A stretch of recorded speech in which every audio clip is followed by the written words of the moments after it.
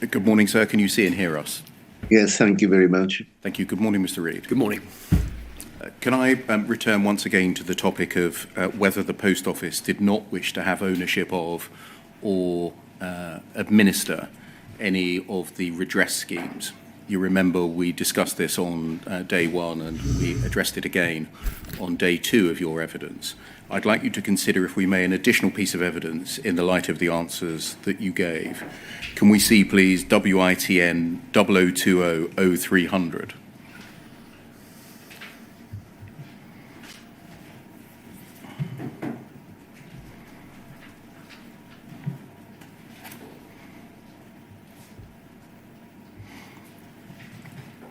You'll see that this is a witness statement of Thomas Cooper, who you'll know. Indeed. By way of a reminder for others, he was the UKGI non-executive director on the Post Office board for 5 years. Yes, that's correct. Between March 2018 until May 2023, when he was replaced by Lorna Grattan. That's correct. He gave evidence, by way of reminder, for the transcript in phases 5 and 6 of the inquiry on the 10th of June 2024. Yes, that's correct. And this is a subsequent witness statement of his addressing some phase 7 issues. Can we look, please, at page 11?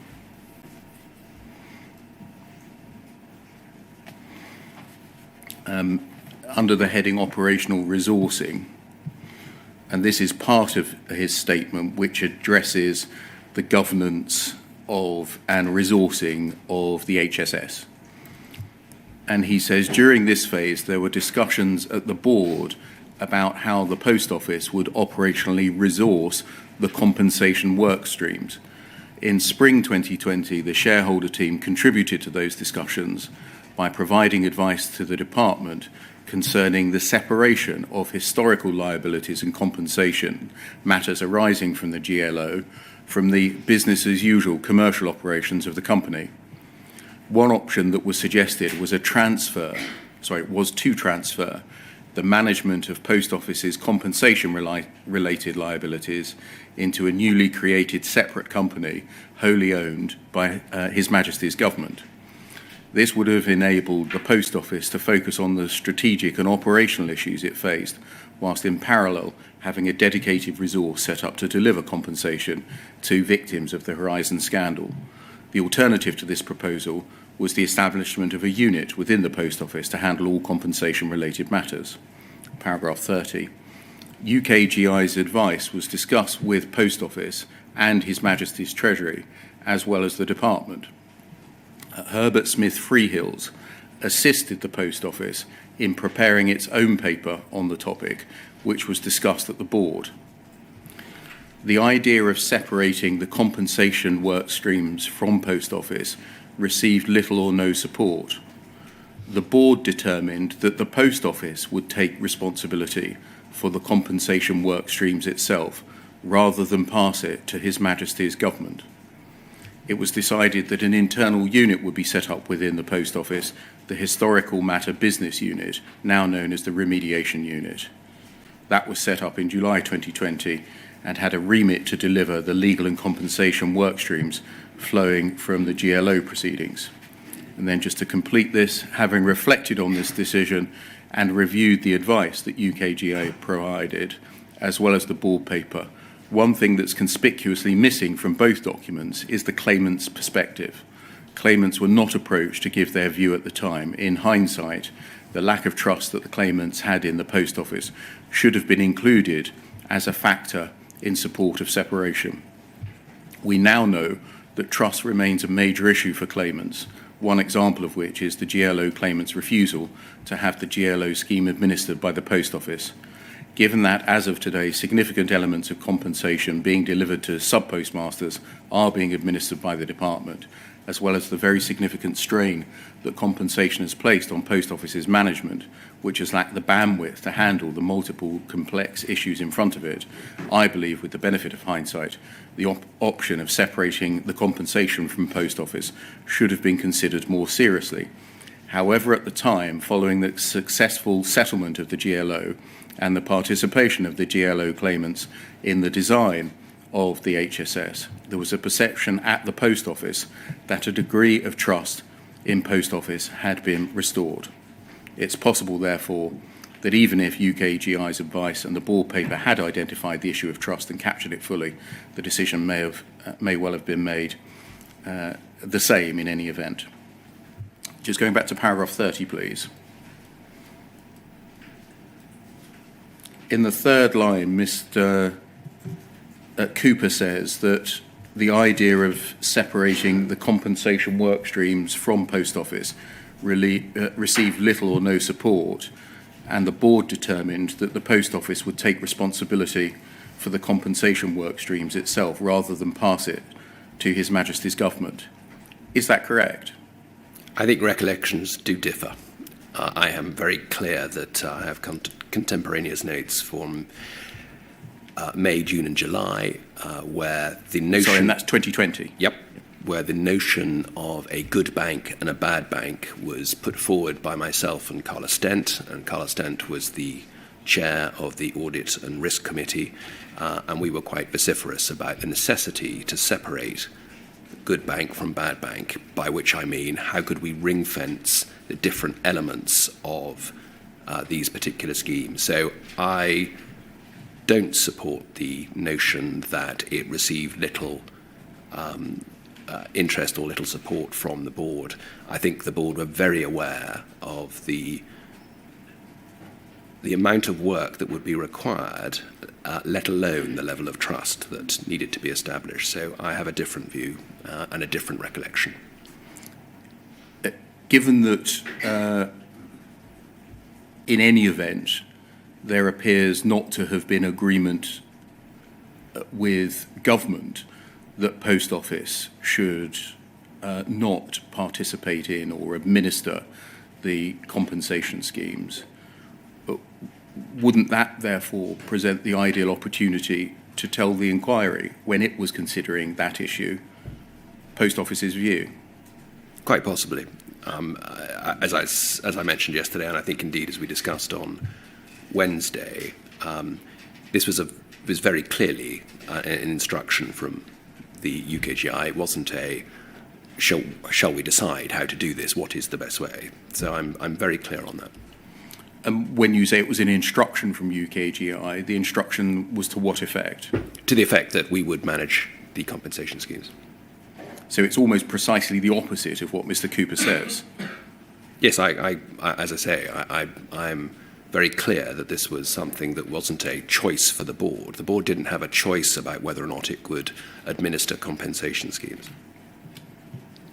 And again, given that that was, on your account, a significant difference with government, why wasn't that ventilated or submitted to Sir Wyn in any of the hearings that we had?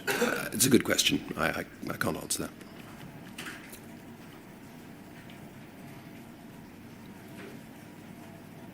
Thank you. That can come down.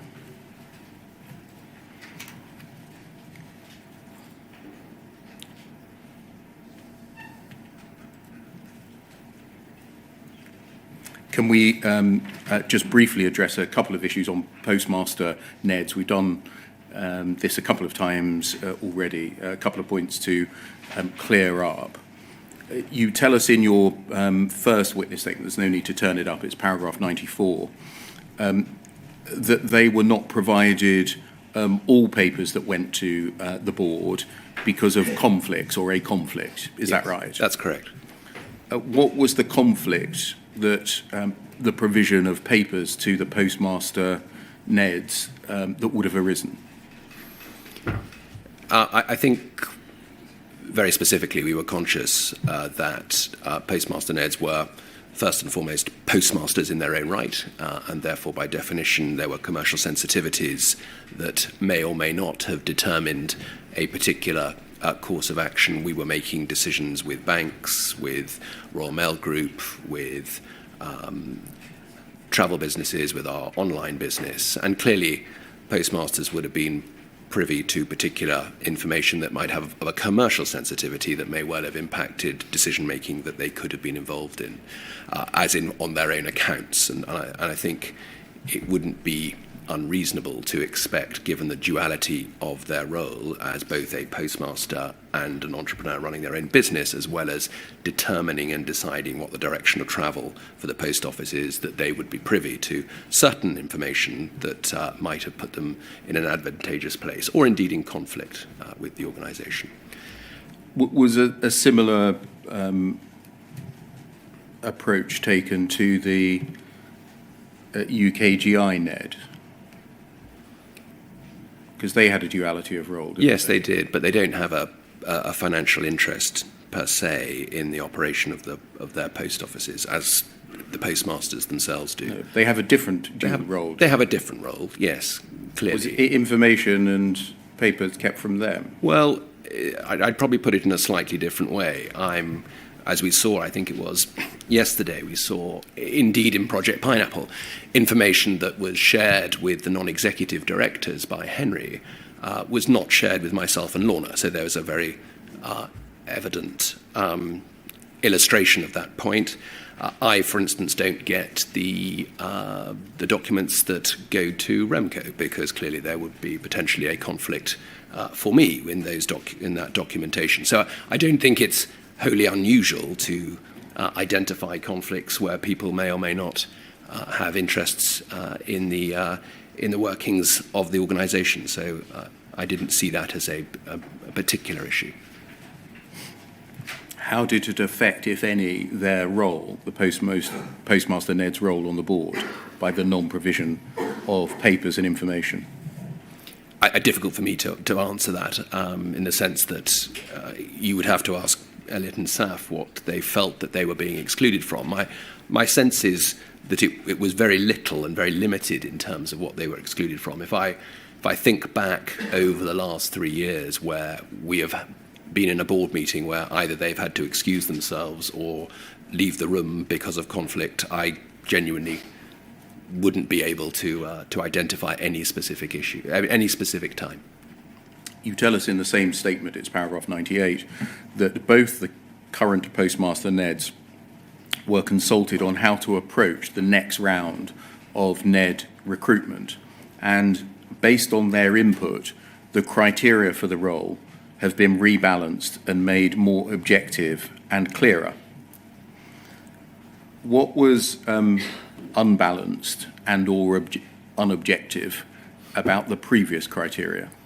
I think what we've learnt, sort of specifically in terms of the first term that the Postmaster non-executive directors have done, is that there are ways to improve both the process of recruitment, both the expectations of the role, both the level of training and support that we can provide. So there were a range of different issues that we wanted to improve, and it was those that we discussed with Saf and with Elliot. How does the selection process work?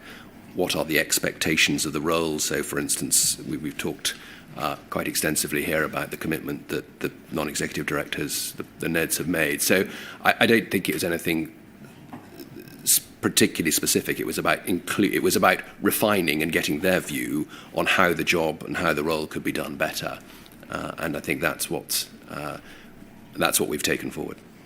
Both of them, I'll give the cross-references, no need to display. Mr. Jacobs, WITN 111800100, paragraph 14, and Mr. Ismail, 111700100 at paragraph 150.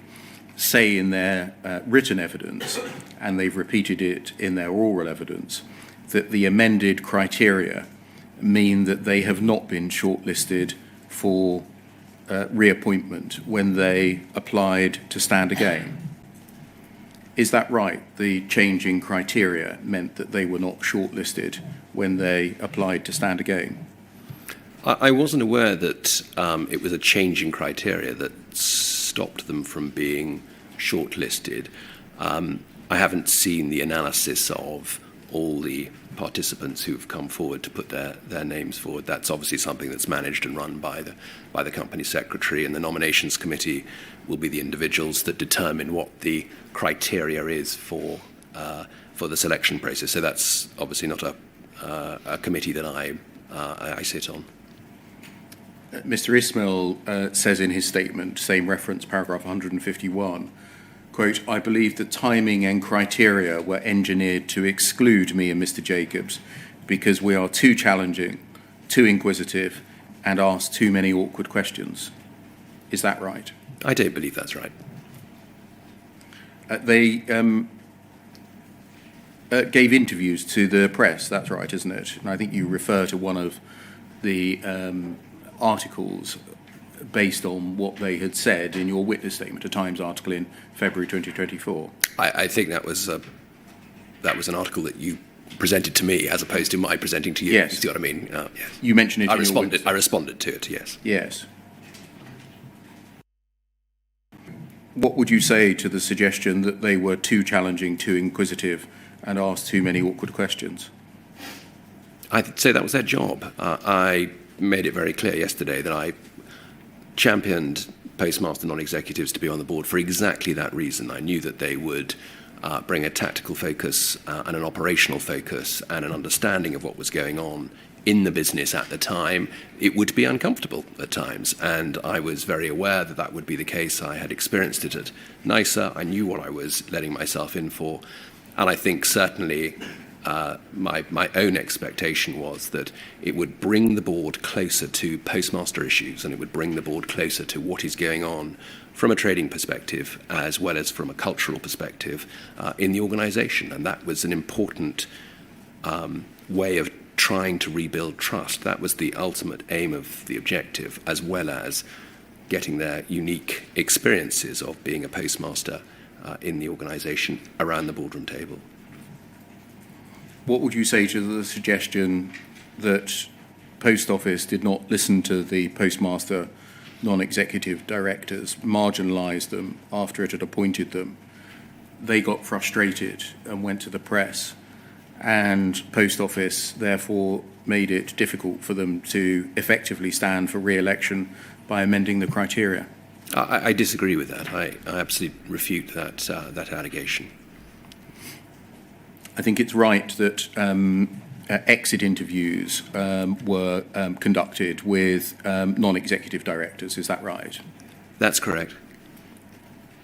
Can we look, please, at poll 00448681?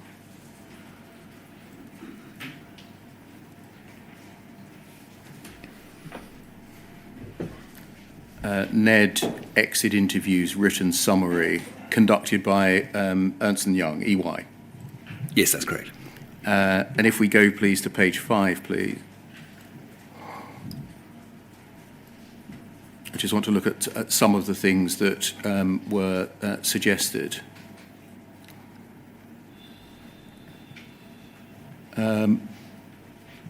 Top line, I found it a challenge being on the Post Office board. It can feel like a puppet board where we don't have real decision-making powers while actually having a lot of responsibility. And then further down, just under the line, in answer to the question, what are the issues facing Post Office that will likely consume the time of incoming NEDs, answer that they will be coming into a board that's actually not that influential as a whole. It really has no authority. It just really rubber stamps decisions made elsewhere. And then over the page to page 6, please. And just at the bottom on the page that's being displayed at the moment, 2 paragraphs up, the GE use the board to rubber stamp things but don't involve the board as they might. I'm not sure we're respected or valued. We're all vested.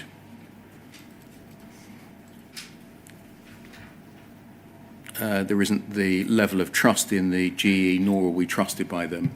This has resulted in a lack of commitment to minuted actions. Those comments, and I realise I'm selecting Yes. from a large number, comes during your tenure as chief executive, doesn't it? Yes, that's correct, although I think Carla Stent in particular, her tenure was 6 years, so it was partially predated it. indeed. Do you accept the description of the role and function of the general executive, group executive? No, I don't think so. We have and this has been discussed, I think, quite extensively by other colleagues, the range of information that comes to the board and the issues that the board has had to grapple with over the last 4 or 5 years has been quite unique in the sense that there are just a range of priorities that are very difficult to distinguish between. And so it has been difficult to get that level of genuine decision-making, I think, would probably be the best way to describe it. The sort of broader challenge, I think, is around the effectiveness and independence of the board and whether or not they have the levers and the power to make the decisions that the Post Office needs. I think that is the underlying theme that is being expressed here, certainly in the first 2 or 3 bullet points that you were making. And there is a challenge around that, and that is when you read the context of the entire feedback, that is the underlying theme of why I think individuals have found that they would only stay for 1 term on the board because they felt, I think it's in the first bullet that you made, that they have an enormous amount of responsibility and accountability, but they have very limited and little decision-making powers, primarily because those decisions are either made by the shareholder, stroke UKGI, or they are difficult to influence. And so what's described by these exiting NEDs is not your experience at all of the board? Which particular bit? Well, the 3 that I've read to you. It's a puppet board. We don't have any real decision-making power. The board isn't influential as a whole. It rubber stamps decisions, in fact, made by the GE, and the board rubber stamps things that are for which it isn't respected or valued. No, I don't think I would agree with that. I think the first 2 points that you make are actually more references to the influence and shape of the board with regard to the shareholder as opposed to with regard to the group executive. I think it has been very tough, I think, for the board and the group executive, certainly at this particular juncture. But I don't think that is something that is widely experienced in terms of the group executive just expecting the board to rubber stamp issues. I think it's more the volume of work that the board was having to deal with that meant they couldn't give the level of attention to the specific issues and topics that were being brought forward. And secondly, I think the nature of the business, and I say this in my original witness statement, or my first witness statement, is that for the 5 years, certainly that I have been in the business, it has been in crisis. And so many of the decisions that have come to the board have been tactical, short-term and reactive, as opposed to long-term strategic, which you would expect from a business that was perhaps under the less under the strain that the organisation has been for the last 5 years. I think you've had your attention drawn, that can come down, thank you, drawn to an email exchange between Lorna Grattan and Rachel Scaraballotti in October 2023. I'm not going to display it unless it's necessary in the interest of time, about the SID appointment, the SID appointment, where Lorna Grattan, expressed the view that it would be beneficial to appoint a woman to give balance to the Post Office board. Do you recall? Yes, I do recall that. I think this is the exchange where Lorna wanted, and I shared this view, that we have an external SID appointed to the board. Did you agree that the board lacked balance and therefore needed balance brought to it by the appointment of a woman SID, female SID?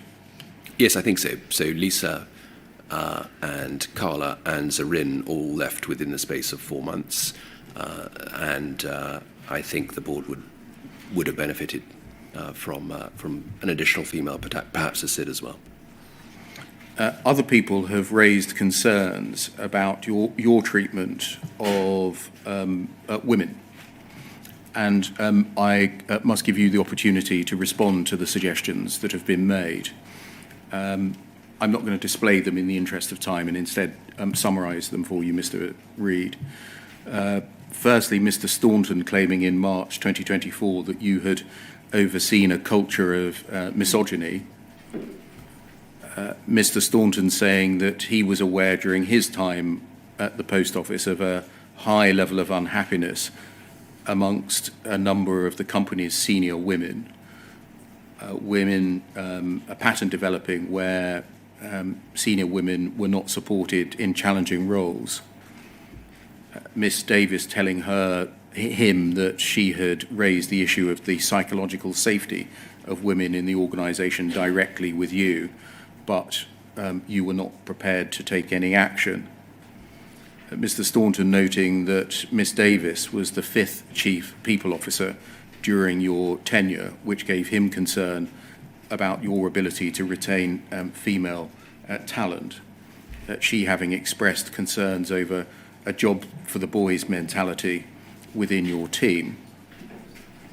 And Miss Davis's Speak Up report of September 2023, which included allegations against you,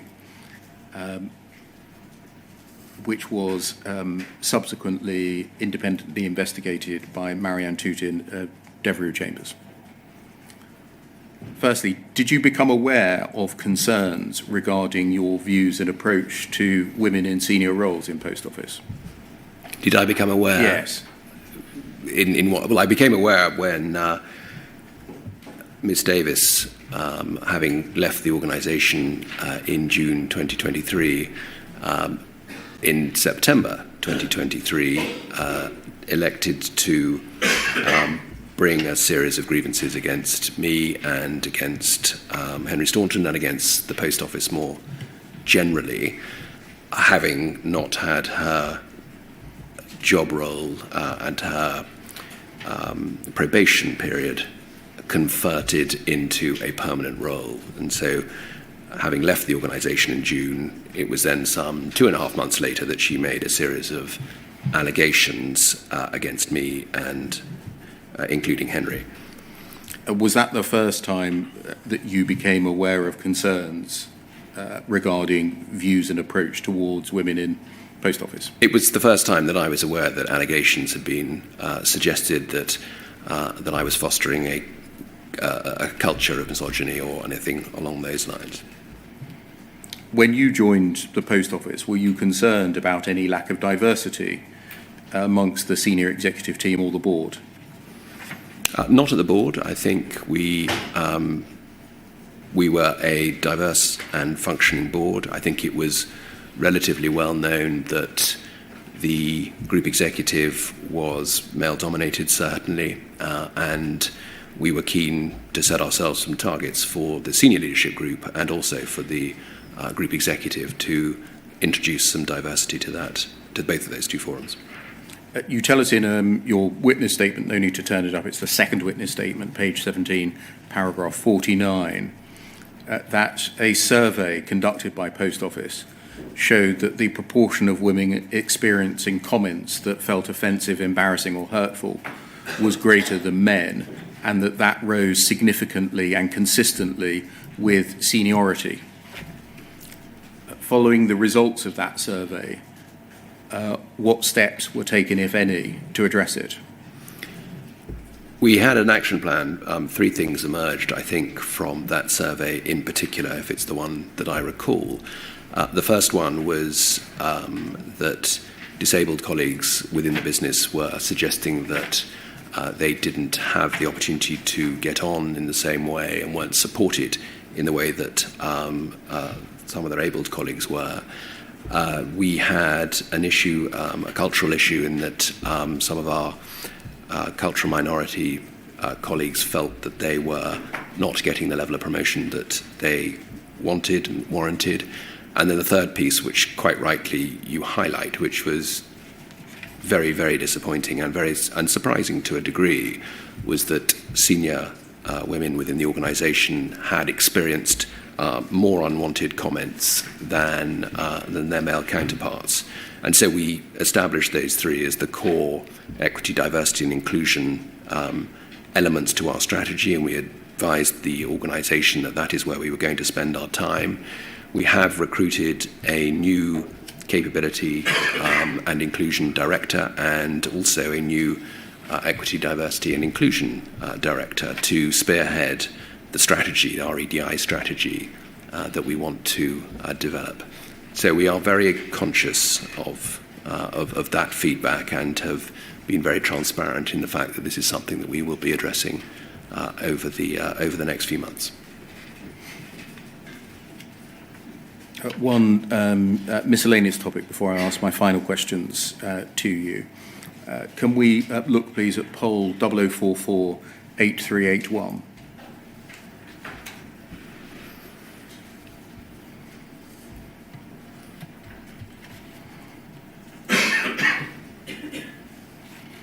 This is a letter you'll be familiar with. It's your letter to the Lord Chancellor. 9th of January 2024.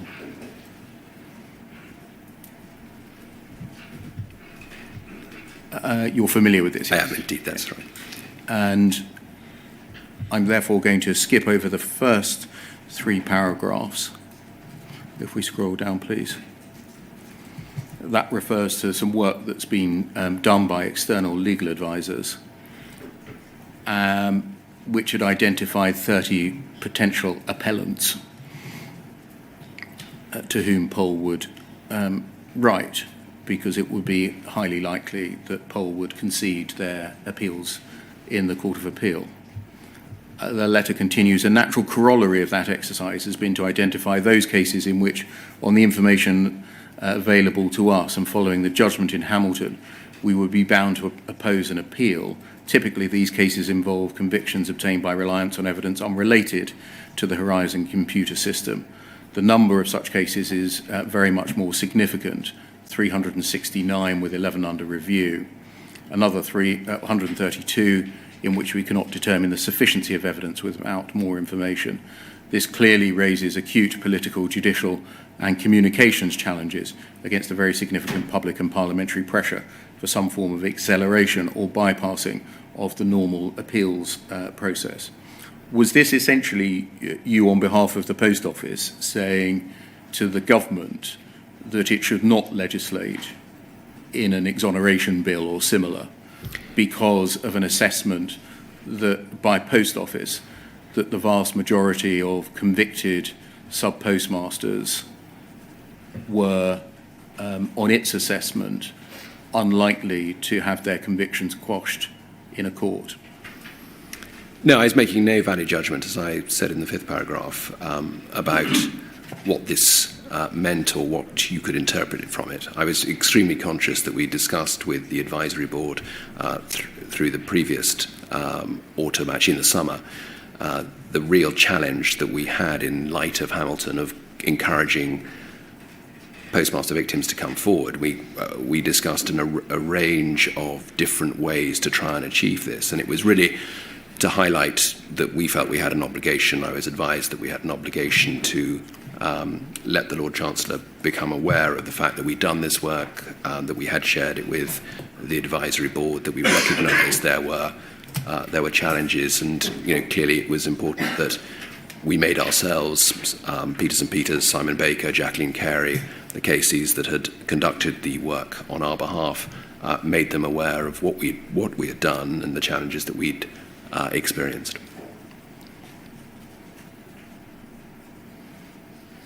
You tell us that the board held over 60 meetings regarding the Post Office's responses to the CCRC and criminal appeals just in the period 2021 and 2022.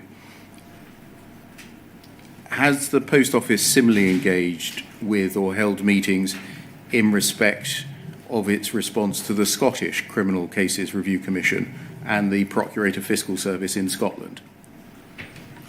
No, we haven't. And why is that?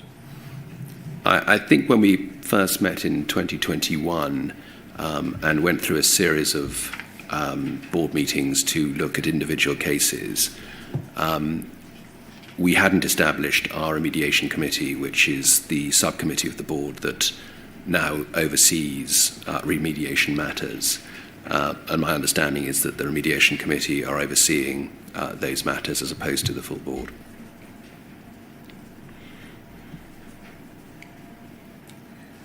In May 2024, the Lord Advocate made a statement to the Scottish Parliament that due to its conduct, the Post Office was no longer trusted in Scotland and as such had been stripped of its role as a specialist reporting agency in Scotland.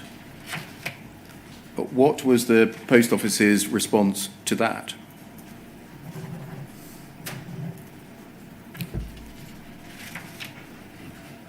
I'm not sure we had a formal response per se at the board, and I don't recall that happening.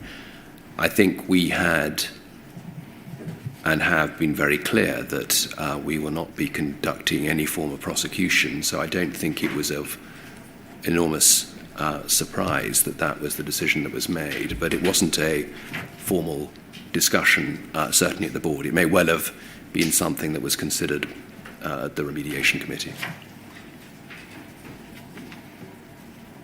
Has the Post Office carried out any formal review of its previous performance in the role of a specialist reporting agency in Scotland? Not that I'm aware of. Lastly, on this topic, can we turn up poll 0044 8701?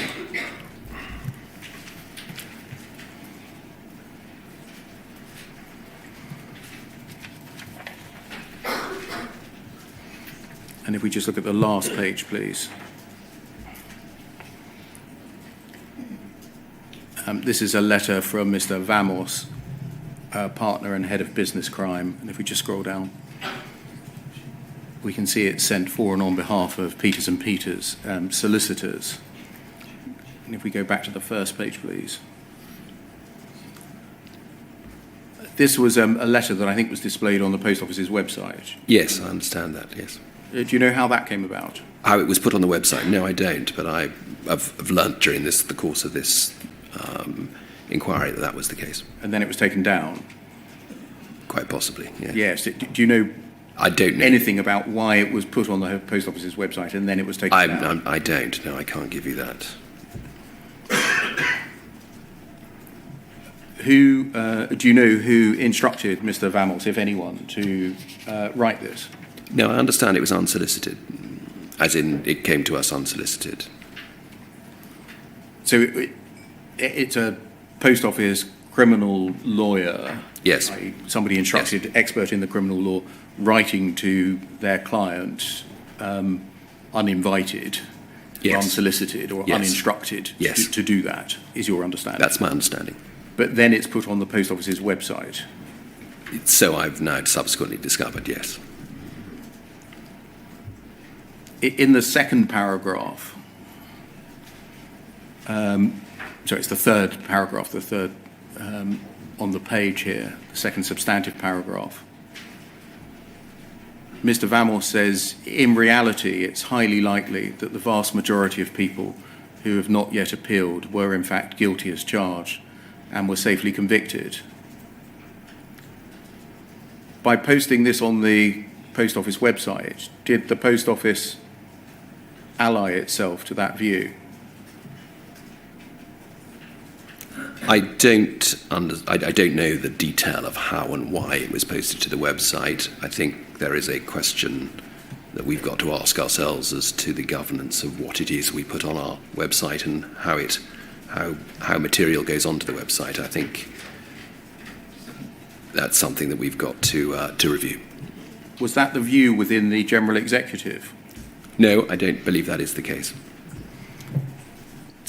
So looking at the matter generally and standing back, do you know how it is that Post Office's principal criminal lawyer wrote an unsolicited opinion for the Post Office which said that the vast majority of people who haven't appealed were as guilty as charged and safely convicted, and the Post Office publishes that? It looks pretty appalling. And I'm just asking, do you know how it happened? No, I don't. I don't know the genesis, as you say, of the letter itself, or indeed how it then and who determined that it would be put onto the website. It's addressed to dear all. Who are the all, Mr. Reid? I don't know. So I don't know who all is. I'm not clear if this was communication that went more broadly to other people. I'm not certain. I mean, normally, if it's sent by electronically, we get a kind of list of recipients on email, don't we? Unless I'm wrong, I don't think the inquiry knows to whom it was actually sent.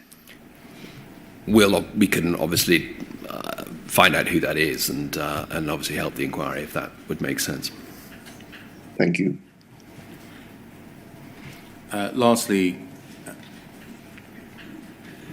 you have heard, I think, a series of witnesses in the inquiry within this phase suggest that your personal grievances about your own remuneration became too significant a feature in your tenure and interfered with your ability to carry out your role. Yes, I've heard that. Are they right? No, I don't believe that to be the case. However, I'm very aware that the furore around my pay and remuneration, and I'm not in any way deaf to that, looks very poor in light of many of the victims who are still waiting for their compensation. And I very much regret that the furore that has exploded as a consequence of that has been a distraction for everybody.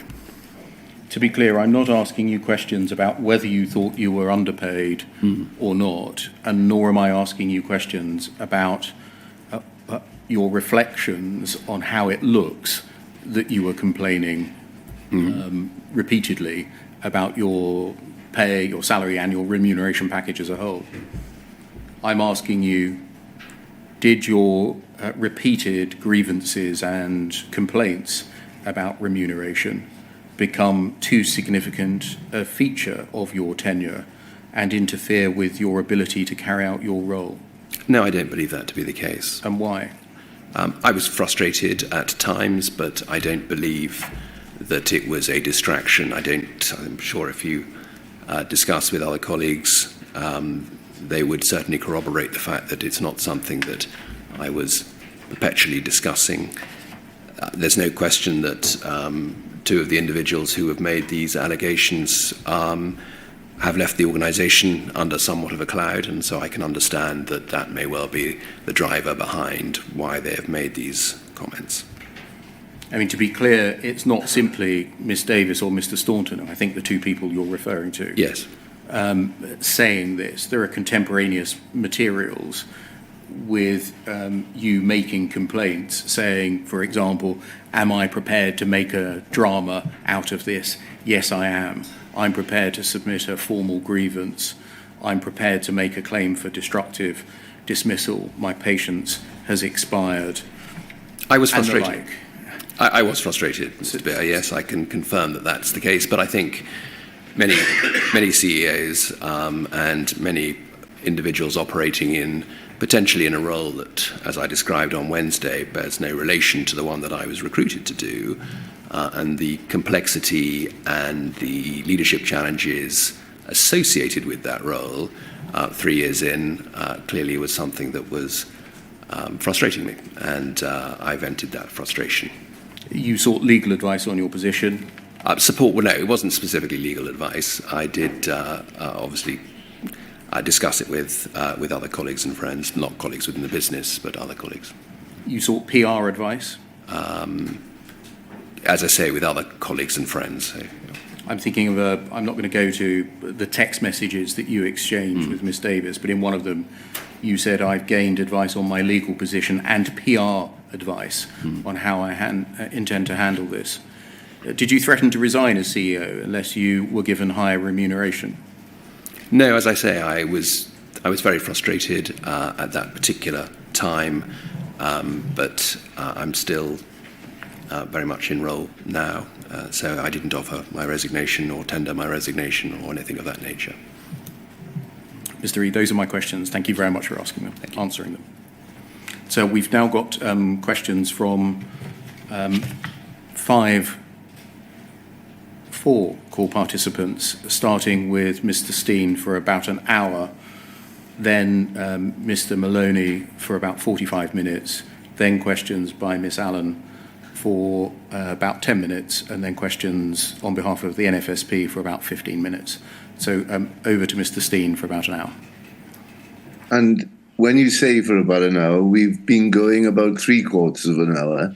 So that would be a fairly long session. Can we just confirm that the shorthand, the transcriber is happy with that, or will Mr. Steen need to take a break at some point? I've already spoken to Mr. Steen about it and said that he should take a break at 11:30, or about 11:30 when a convenient moment arrives, so that the shorthand writer gets her usual break.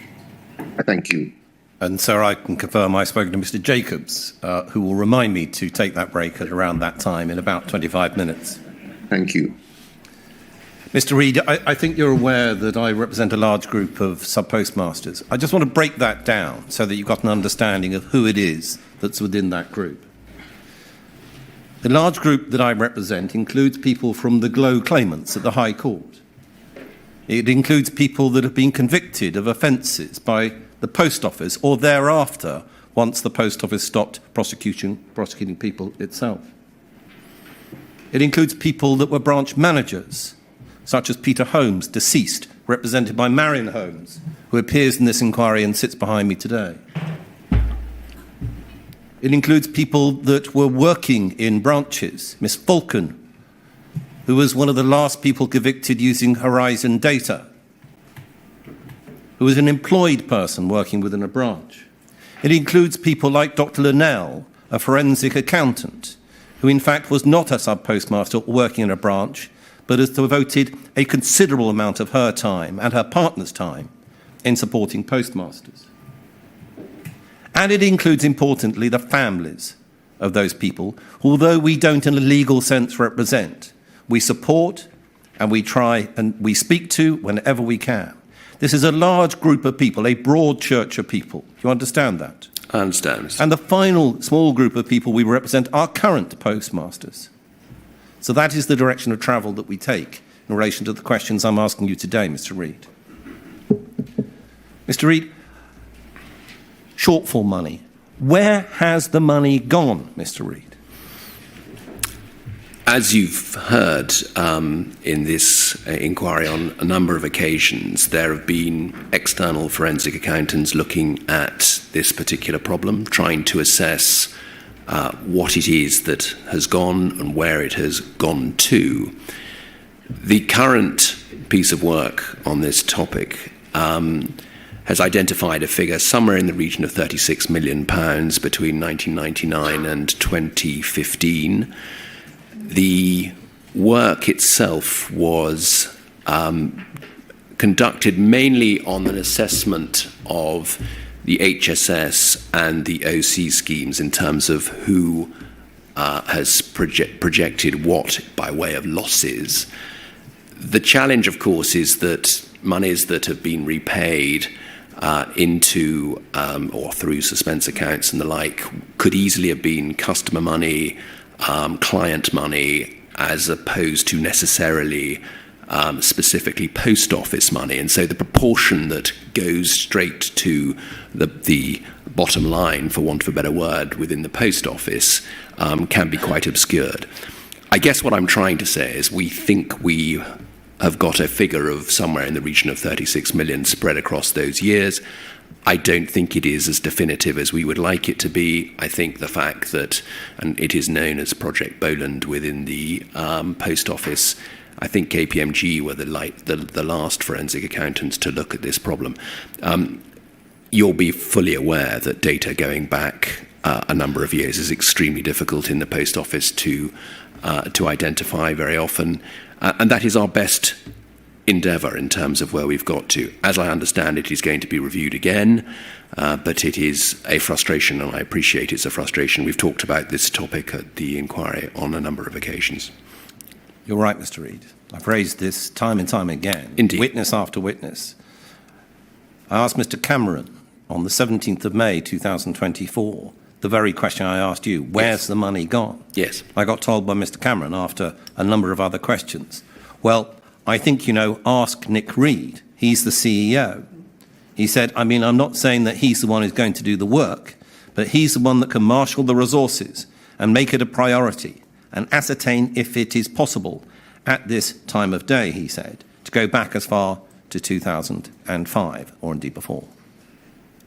So these efforts to track down this money that Sir Anthony Hooper, Sir Alan Bates, Kay Linnell, Dr. Linnell, Second Sight have been going on about for so many years, over the decades. When did they first achieve a priority within the post office? Trying to identify where the funds were. This project has been running for some time, and Mr. Cameron is very aware of it as well. Under his tenure as the CFO, clearly it fell within his remit.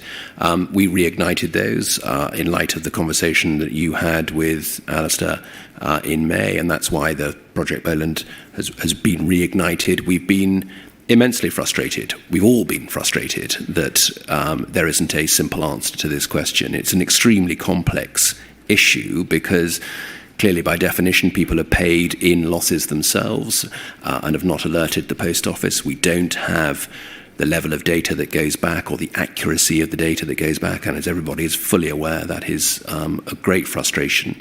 And as I say, this is predominantly based upon what victims of the scandal have told us through the HSS and indeed through the OC, and our attempt to try and understand from that mechanism. It isn't satisfactory. Mr. Reid, the shortfalls, the shortfalls and the paying off of shortfalls continues. You know that the YouGov report that was commissioned by the inquiry has received consultation responses demonstrating that people are still paying off shortfalls. Do you understand that? It's very frustrating that people. Do you understand that, Mr. Reid? It's not about your frustration. Do you know that to yourself?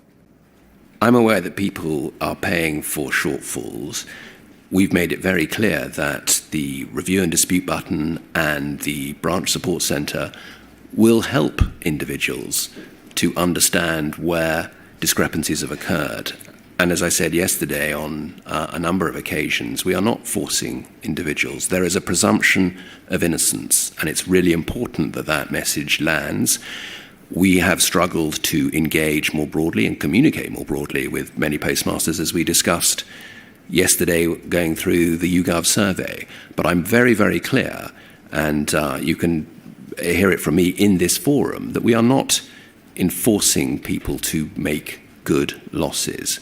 We are suggesting that where there is an issue that they do not understand, we help them to try and understand, and if we can't understand, then we move on. Currently, when a sub-postmaster pays off a shortfall, is it investigated? Now, be careful about the answer to this. There's the dispute button, yes? There is a review and dispute button. If someone presses a dispute button, review and dispute button, then it seems that the current policies mean that there's an investigation. Do you agree? When you press the review and dispute button, it goes through to the branch support centre, and we try and work out with the postmaster what is the issue. Right, so the answer is actually yes. You could have done that with a yes. Okay, next one. when a sub-postmaster calls the helpline and says, look, I'm having a problem with the account and trying to balance, and there seems to be a discrepancy, is that investigated? Yes or no, if you can, please, Mr. Reid? Yes, it is. Right. Let's look at the other type of shortfall then. So where someone does not press the review and dispute button, where someone does not phone the helpline for whatever reason, is that investigated? So a shortfall that is paid off by a sub-postmaster, which is not the subject of pressing the button and not the subject of calling the helpline. Is that investigated? If it isn't brought to the attention of the branch support centre, then it won't be investigated because we would be unaware of what had occurred. Now, the system within a branch...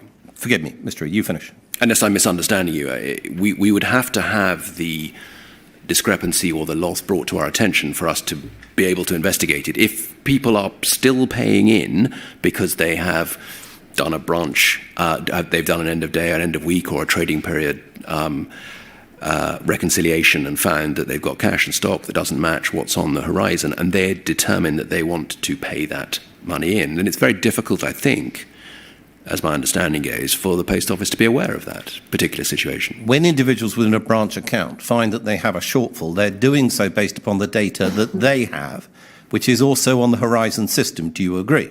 Yes, that's correct. Right. So is it possible for the post office to start looking at shortfalls that occur within branches that are then paid off? So what I mean is this. Individuals who are currently paying off discrepancies that they find, that you know about through the YouGov report at least, that is still happening. Why doesn't the post office actually start to analyse the shortfalls that are occurring on their accounts? Well, we have a discrepancy report and a shortfall report. Every single investigation that now occurs into a shortfall and or a discrepancy is recorded. So we have an impact, a branch impact sort of program, I think it's called BIP, which identifies all the shortfalls and identifies all the discrepancies, so that that database is available for anybody in the branch support centre or anybody in the support and reconciliation centre to look into to see if there is a commonality or a theme. And what we do is obviously we look at the range of discrepancies that occur and we start to address them by theme, so that those that are occurring more regularly, and we discussed this yesterday in terms of moving keys or the like, we address. So let's go back a couple of minutes into your evidence. You agree that if the situation is that someone within a branch pays off a shortfall that they don't bring to the attention of the wider post office, maybe because they're afraid to do so, maybe it's because the history of this very scandal has affected them so that they don't feel that they can, or maybe it's because it's a smallish amount of money and they just want to keep trading without interruption. Maybe for any one of those reasons that they don't bring it that way to the attention of the post office could be monitoring this, but isn't. Do you agree? No, I don't. I don't really understand your point, because we're very clear that if you have a discrepancy and you don't understand the genesis of that discrepancy, then you must ring the branch support centre, you must press the review and dispute button, and we will help to understand why that is the case. I'm very clear that it's a presumption of innocence here, and we will get on and support people, and we are doing considerably different work to understand the root cause of the issues and make sure we fix them. So Mr. Reid, that's the corporate... Maybe we're at different cross purposes here. But no, I don't think we are, Mr. Reid. That's the corporate message that you're spouting. The corporate message is we're trying to change. We're trying to be different from what we used to be. We're trying not to browbeat the sub-postmasters. We are hoping that we're not prosecuting anybody. Those are the messages that you're essentially trying to get out, okay? But it is clear from the YouGov report that particularly long-term sub-postmasters are still paying off shortfalls. You know that, don't you, Mr. Reid? I would be very concerned if people were paying off shortfalls that they felt were not as a consequence of an action that may have taken. What do you mean concerned, Mr. Reid? That is essentially what the YouGov report has identified, that people are still paying off shortfalls themselves. It's not just a concern, this is happening. Do you dispute that, Mr. Reid? No, I don't dispute right. it. They need to, as I've mentioned before, get in touch with the branch support centre if they believe that the discrepancies that have been generated in branch bear no relation to activity that they have been deployed in. look at it from the sub-postmaster point of view. Yes. I'll turn at the end of my questions to what's happened through your visits as part of reparations, as part of meeting people that have been affected by the scandal. You, I know, have gone on those visits, and you have done that, and you have shown empathy, yes? Yes. And they've affected you. Well, you can Very see much that. so. Yes. And you know that the long history of this scandal has Yes. affected people working in branches currently, yes? I agree. And you're essentially saying we're trying to change and we're trying to get that information across. Yes. And you understand that the YouGov report is highlighting the fact that people are still paying off using their own money. I do. And it's perhaps there's a trend towards it being the longer-term sub-postmasters. I think that's fair. And so you understand that the message that you've been trying to get across, perhaps it's not been received, perhaps it's not even welcome, that the message is a difficult one to get across. Yes, and that was very much what I said yesterday, was that we are struggling to engage with the longer-term postmasters for the reasons that I think you have articulated very clearly. And Mr. Reid, how much longer have you got at the post office? To the end of March. End of March. It's clear, I think you'll agree, that there's work to be done in this area of shortfalls. I would agree with that. Will you rededicate your remaining period of time, not exclusively, but at least a part of it, to working on the shortfalls, to making sure that people know and understand that they don't have to pay it off, that there is a way of sorting it out without having to use their own money? Will you do that? I will certainly do that. More importantly, and I think what even more importantly is we're just not reaching some of the postmasters who have had long service within the post office for perhaps some of the reasons you've described, which is the level of trauma and the level of mistrust. That is of great concern to me, and that is something that we need to address. I'm going to turn to a document that is called one of the Postmaster Support Policies, of which there are many, and it's the Postmaster Account Support Document, POL 00448 3 zeros. I'll repeat that. POL 00448 3 zeros.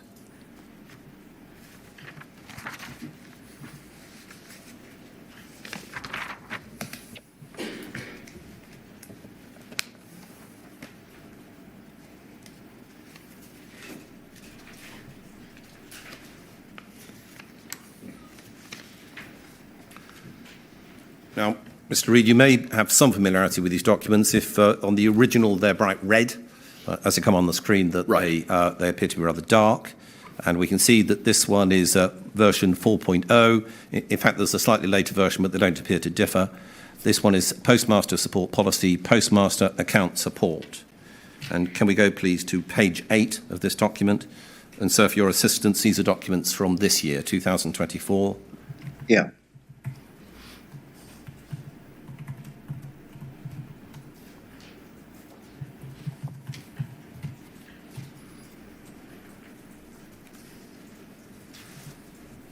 Can you scroll down to, on that page, I think it's called The Risk, the title is The Risk, which is paragraph 2.5.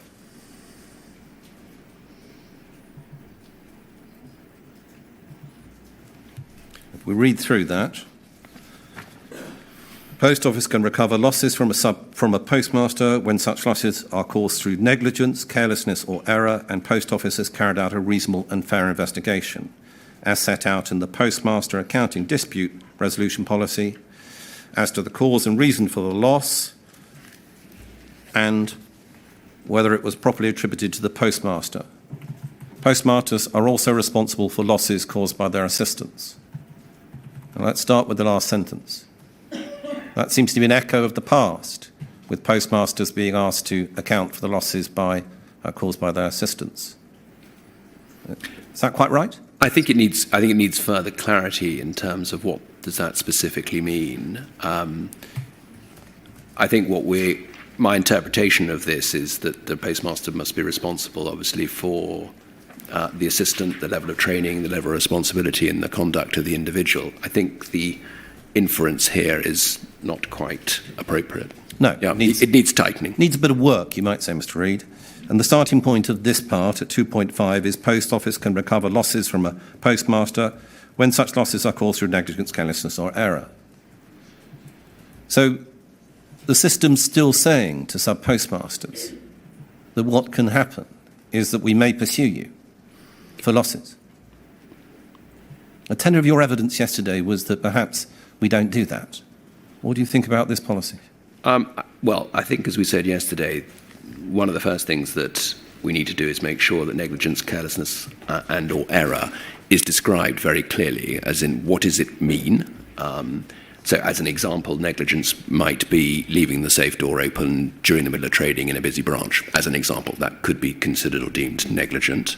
But I think it needs a lot more clarity in terms of what is it that these statements actually mean, and how and who is interpreting them, and what are the implications of those interpretations. So I think well, I agree with you in that sense that there's more work to be done. I asked a whole series of questions this morning about shortfalls and people paying them off. What may be the cause of it? It's this type of messaging, which says that we may still go after you, that still exists this year within the post office, doesn't exactly help, does it, Mr. The tone is inappropriate. Can I go to a different document, please? This is a document which is another postmaster support policy, so there are quite a few of these. This one's contract termination. And the reference is POL 00448-206. So I'll repeat that, POL 00448-206. And are all these documents 2024, Mr. C? They are, so I can show the dates on these things. No. I'd assume they're all 2024 unless you tell me otherwise. That's right, sir. You might at some stage ask the inquiry team for copies of these, but they're changing so frequently, to be fair to the post office, that it's difficult to identify the ones. The ones I've got, in fact, are slightly later ones than the ones that I can find on relativity. Just for a point of help, the postmaster support policies, I think there are 12 in total. They go through a yearly cycle of review and revision. The Risk and Compliance Committee and the Board Committee, which is the ARC Committee, which is upon which actually postmasters sit. So postmasters non-executives sit on that committee in terms of Elliot Jacobs in particular. Can we go to paragraph 4.5, please? I'm conscious, Mr. Reid, obviously, of time, that's all. Okay.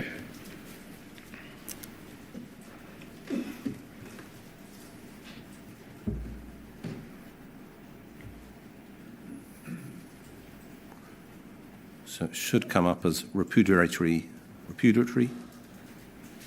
breach. How do you say that word? Repudiatory. Right.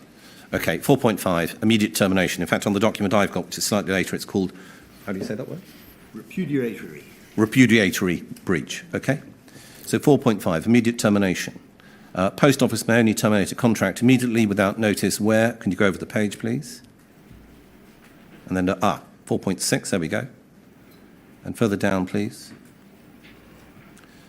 So 4.6. So this is about immediate termination, okay? And these are the sorts of breaches that can cause immediate termination. 4.6,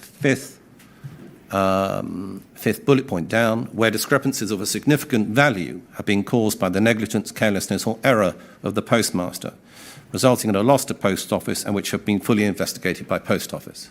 Okay? Mr. Reid, my suggestion is that if we follow through the documents that are in existence, that are live today, that essentially the same message is going out, even to the point of essentially saying you might be sacked without notice. Well, I think a couple of points on that. What I'm very, very clear about is there is no termination without the Dispute Resolution Committee, upon which sit two ex-postmasters, one of which is the chair of that committee, that oversees whether or not we can dismiss or can close down an individual post office or postmaster. So we've been very explicit that we do have an independent postmaster or an ex-postmaster who sits on that committee. Your understanding, though, from my questions is I believe that you accept that there's work that needs to be done, the tenor of these documents is still saying, essentially, we may go after you if we find that there are losses to the Post Office through Horizon shortfalls. That's still a message that's out there, Mr. Reid. Do you accept that this needs, perhaps, at the very least, a bit of rework? I think there is some rework that needs to be done. We can agree on that, Mr. Steen. Now, we know that in relation to shortfalls, and I quote here from the statement of Melanie Park, for those that wish to make a note, it's paragraph 97, page 46 of her statement. Her statement, for anyone's note-taking purposes, is WITN 116000100. I do not need to go to the document. Ms. Park will be giving evidence later in this inquiry. Says, however, a branch is prevented from completing the trading period end process and moving into the subsequent trading period if it has not actioned all transaction corrections, either by accepting them or using the RD function in Horizon and or has a balance remaining in the local suspense account. Now, as I understand it, what Ms. Park is going to be telling us, therefore, is that unless you sort out the shortfalls, you can't keep on going. Okay? No, she's not going to tell you that. Okay. We'll ask her those questions. Yes, you can. All right. One of the contractual requirements, and if we needed to, we can go to it in the policy documents, is that the branches, the sub-postmasters, comply with visits from the branch assurance teams. That's correct. Ms. Parks says about that, paragraph 55 this time, I would also like to make clear that no member of any team that might ultimately investigate a discrepancy arising from a branch assurance visit will be present during the branch assurance visit. Okay? So I repeat that. Yes, please. I rather mangled it. She's saying this. I'd also like to make clear that no member of any team that might ultimately investigate a discrepancy arising from a branch assurance visit will be present during the branch assurance visit. Okay? That's correct. So she's talking about essentially separations of teams. So let's add this all up together. We've got sub-postmasters who are subject to a contractual requirement to cooperate with visits from the branch assurance team. Yes? That's correct. The branch assurance team may refer matters to an investigation team within the Post Office.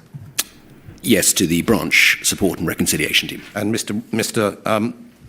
Beer yesterday asked a number of questions about the contract and about whether the terms used within that contract, investigation teams, was appropriate. And you said yesterday, again, that needs work. You agree, and you recall that? I do recall that. Yeah. Then we have the policies that we've been looking at today that again need work, which appear to be saying, look, to the sub-postmasters, we may still go after you for losses. Yes? Again, all needs work. Yes, I mean, we've got more to do. There's always work to be done. From the sub-postmaster point of view, it might be said that whatever you call the branch assurance team, you could call them the Butterfly Club, Mr. Reid. It will still be seen as being part of an investigation by the Post Office into shortfalls that may lead to their contract being terminated. That is the message that comes across if you look at the system, Mr. Reid. And that's the message which I think you're saying you don't in fact want to come across to sub-postmasters. I certainly don't want that message to come across to sub-postmasters. I'm also very clear that the branch assurance team do one thing and one thing only, and that's basically a stock check.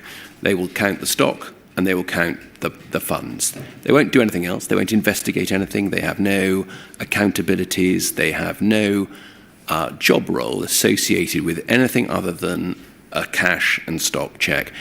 If we haven't made that clear for folk, then we need to be much clearer in doing so.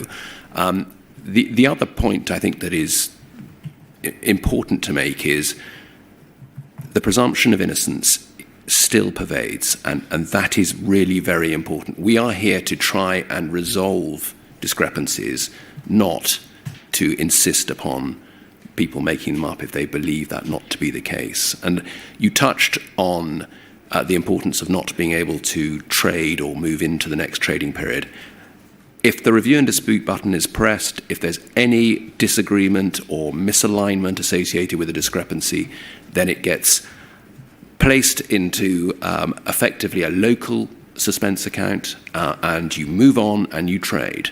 And you trade the following week, and you trade the following week after that. And we will then try and resolve what the issue is. And if we can't resolve it, then we have a dispute process that we can go through. But we are not at any stage forcing people to make good losses that they do not agree with. Now, we may well have more to do in terms of our engagement and communication. We've talked about that, and I would agree that we still have pockets of postmasters who are deeply, deeply troubled by what has occurred historically, and we need to address that. Pockets may be a slight understatement, Mr. Reid. Looking at the figures that you get through the YouGov report, you've got significant numbers of people that are still doing this. They may be doing it in £10 and £20 or £50 or £100, but they're still doing it. And those £10, £20, £50 adds up to millions as you accept over Absolutely the years. It does. Your figure of 36 million is growing, Mr. Reid. Now, my time has been set. I've asked Mr. Jacobs to give me a note to say that it's break time, and it is now is break time. Okay. 15 minutes, please, sir. All right, certainly. So we resume at 11:30, yeah? Thank you, sir. Fine.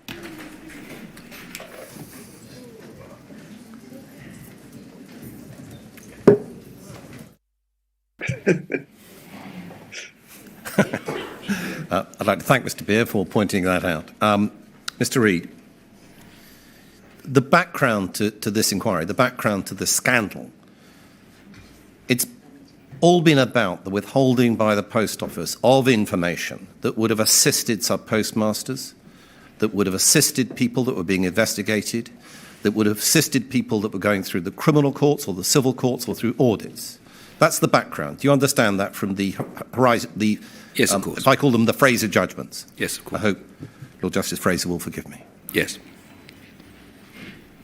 Have you ever kept back information that would assist in the investigation of matters either through criminal courts or through audits? No.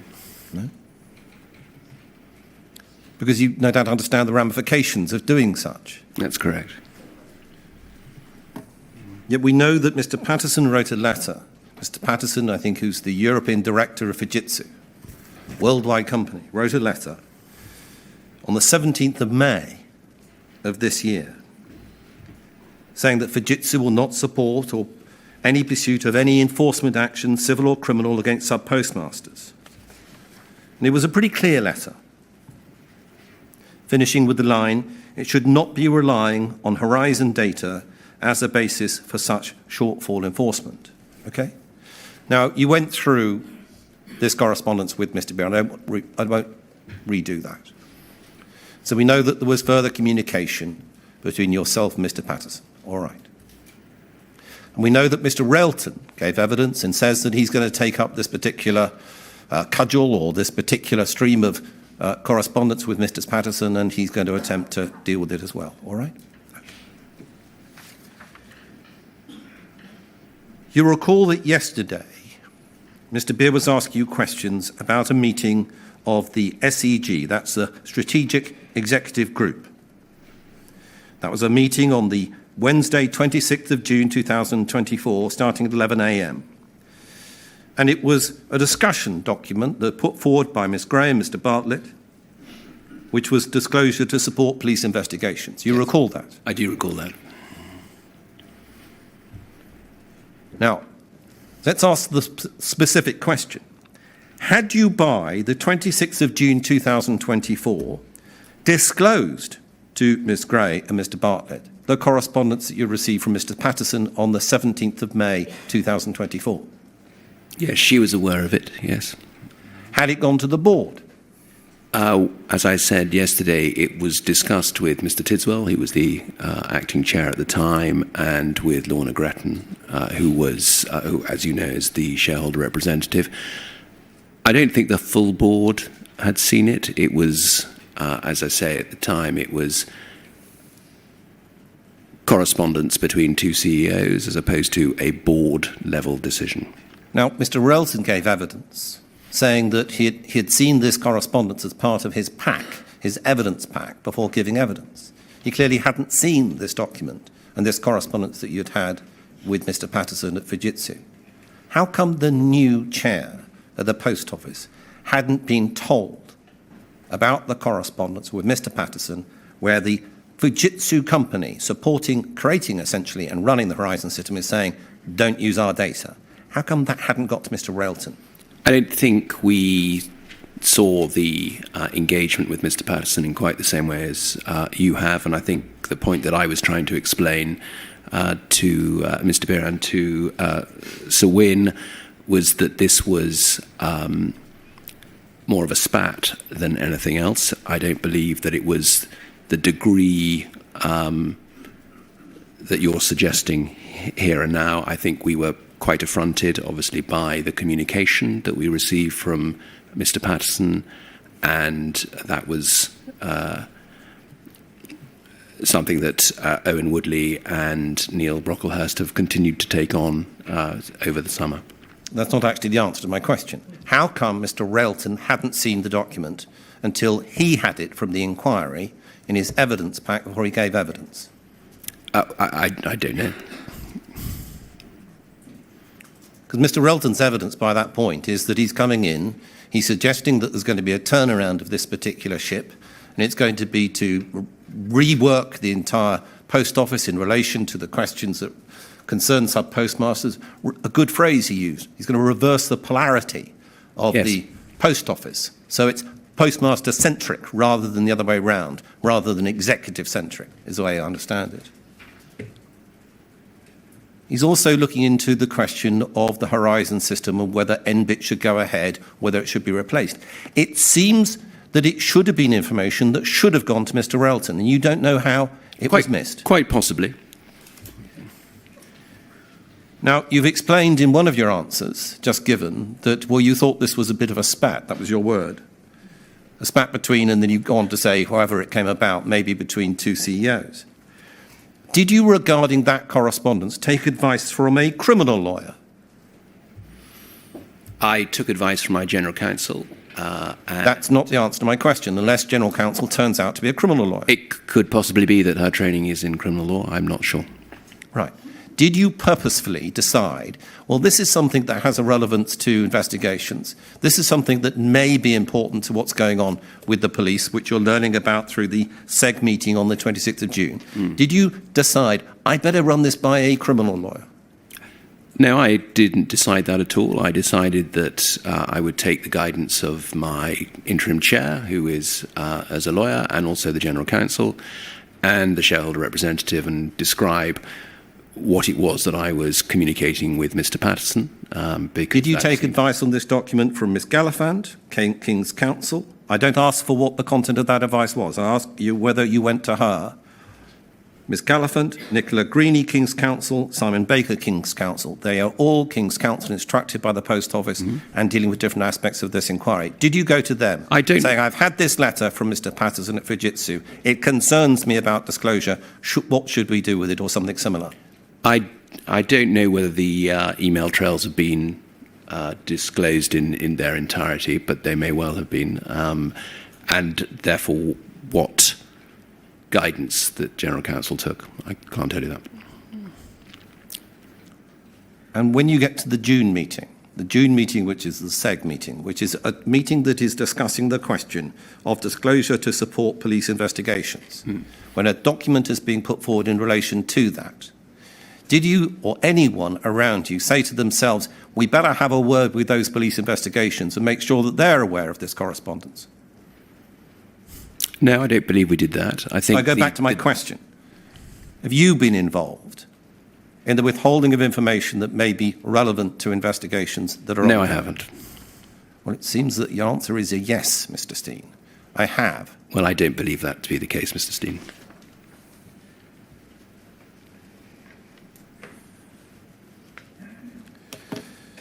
Now, there are things called entrustment requirements that are set by government in relation to the operation of the Post Office. You agree? Services of general economic interest. Yeah. So the Post Office has a wider community service aspect that is the subject of extra funding from government. Very much so. And just describing one of those by way of example. Nationally, 99% of the UK population to be within 3 miles and 90% of the population to be within 1 mile of their nearest post office outlet. Yes? That sounds correct. So using those as my example in relation to the requirement set, we know that there is, if you like, there is this outreach by the Post Office that is directed into communities whereby it might not be economically sensible to open up a post office if you want to make money. That's correct. And the government provides essentially compensation, which I think is the word used, to the post office to allow the support for such branches. Do you agree? The expression I used was subsidy. Fine. Now, in your statement, you refer to a review by the government to undertake a review of its policy for the post office. And you refer to a letter from Mr. Kwarteng, member of the Parliament, I can't remember whether he's still elected or not, who was then the Secretary of State for Bays, dated the 11th of March 2022. Can we go to that letter, please? It is POL 00448-435. That's POL 00448-435.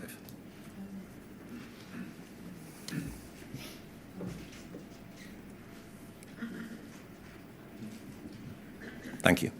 So we see the date of this letter. We see who it's from, the Secretary of State, Tom Up for Business, as it was then called. And we see the recipients. It's yourself and Mr. Parker. The date is 11th of March 22. Now, some of this letter, in fact, confirms the commitment to the requirements, essentially that the government is asking the Post Office to continue to commit to those requirements. All right? To the SGEIs, yes. I'm very grateful. So the particular part I'd like to refer to then is not so much that, but at the bottom of page 2 and top of page 3, please.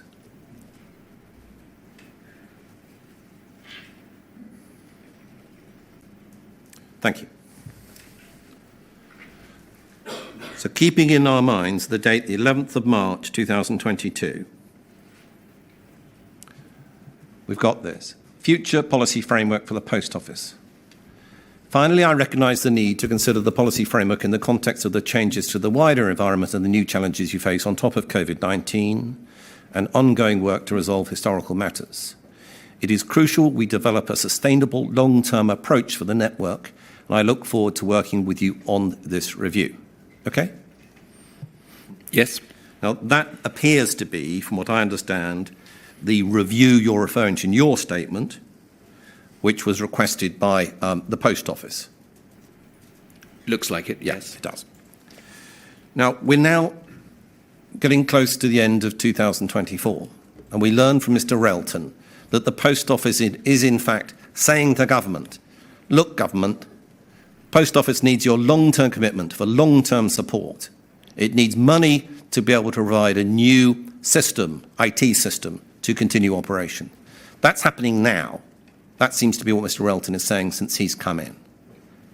Why has it taken so long, Mr. Reid, for anyone to think about the result of this sort of review back in 22? Why has it taken so long, Mr. Reid? I'm not entirely sure I'm clear with your point. The government's policy review is for the government to initiate. We pushed the government in 21 to initiate this policy review on the back of a strategic review that we did ourselves in 2019-2020. So I'm not entirely clear on your point, other than, as I made the point yesterday, the policy team within the department has been very focused on compensation. I think it would be fair to say that their resources have been split between doing compensation and initiating a policy review. I'm as frustrated as anyone that we don't have a policy review from the government that we can build around, and I express this quite clearly. You may get the direction of my travel wrong. Not an attack upon the Post Office necessarily. Why has it taken so long for government to actually start thinking about the strategic direction of the Post Office in terms of the way that Mr. Relton was talking about, the funding commitment, the long-term funding commitment? Why has it taken government so long to wake up? I think you'll need to address those questions to government.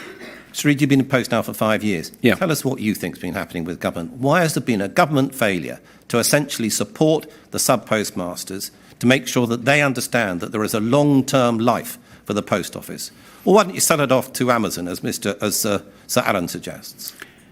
I think, looking back to the comments that Henry Staunton made when he was in front of this inquiry, there was a determination to get through to the election, and then from the election to reset the post office. And I think that was certainly the direction of travel that was indicated by the Permanent Secretary 18 months ago.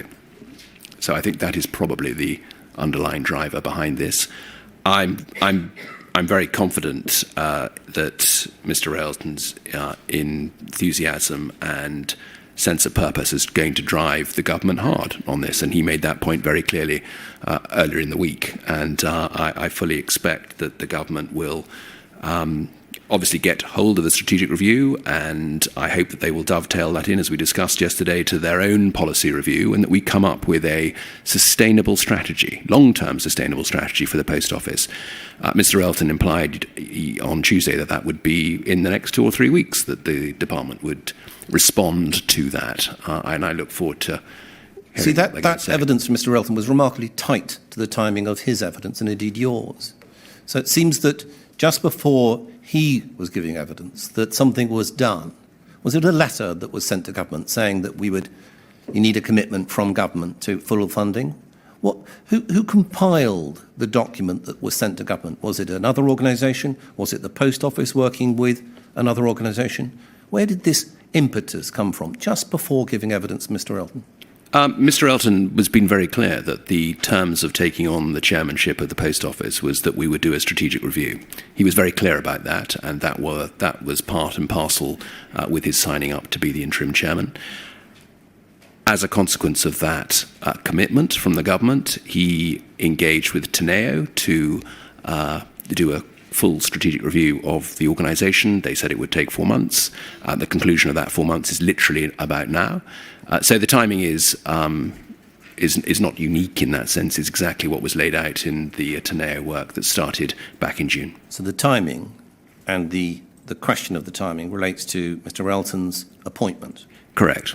Since he's come in, he's provided that extra impetus, essentially to rattle the government cage, to say what's going on for the future of the post office. Yes. And what you can't say is why it's taken so long for the government to actually come up with anything itself to guarantee the long-term work of the post office. You don't know the answer.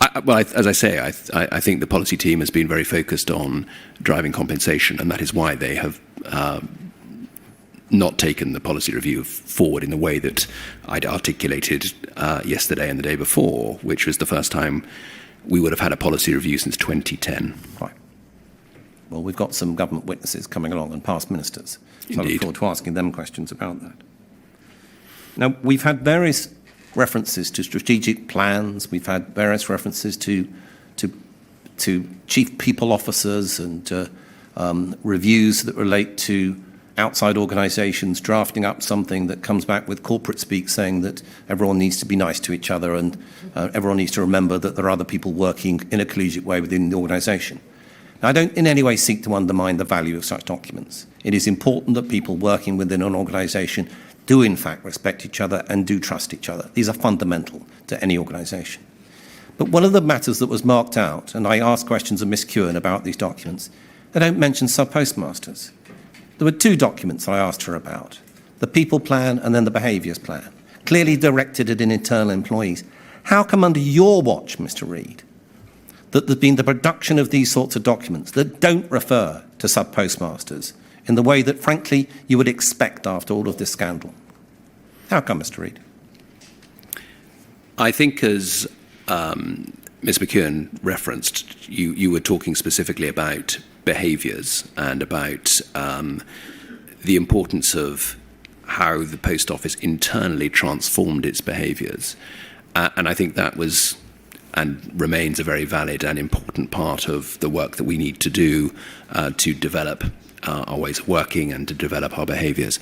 The explicit reference or the explicit inclusion of the postmasters, I can understand the concern, if that's the right word, of you and your clients. The objective of the people plan, the strategic people plan, was very much to shift the culture internally such that it was supporting postmasters.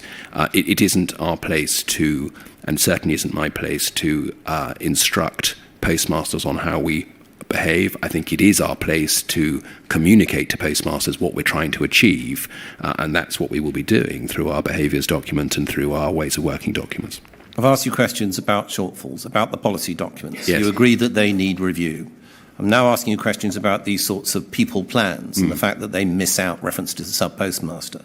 There still appears to be a trend within the Post Office to miss out sub-postmasters as being a group that the Post Office is in fact dedicated towards. Will you again, in the remaining months of your period of time at the Post Office, review these sorts of documents? Ask the people within the Post Office, why aren't we referring to sub-postmasters where we should be? Again, will you deal with that? I will. Thank you.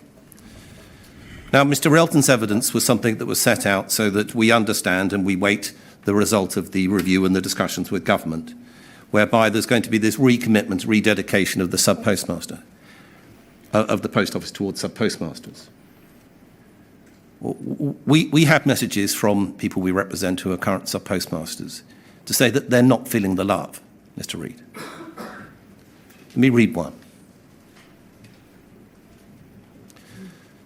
As a person who is still working behind the Post Office counter, acting postmaster at the same branch, that Post Office broke me as an individual. We have had no sight of any increase but only decrease, to say if we do not meet certain targets on services, we will lose them. That's all we've had. I'd be extremely concerned of what the Post Office has to offer in this new strategy, the one that's being discussed by Mr. Relton, as I'm sure it's only going to be in benefit for Post Office Limited and the staff that actually work for Post Office rather than the people on the actual ground who earn them the money and pay their wages while we get the crumbs. The message goes on to say, I've definitely pushed for this plan to have been seen before government agree, as these people are only pencil pushers, sitting behind a desk with a massive income. They have no idea of the struggles we have on the ground.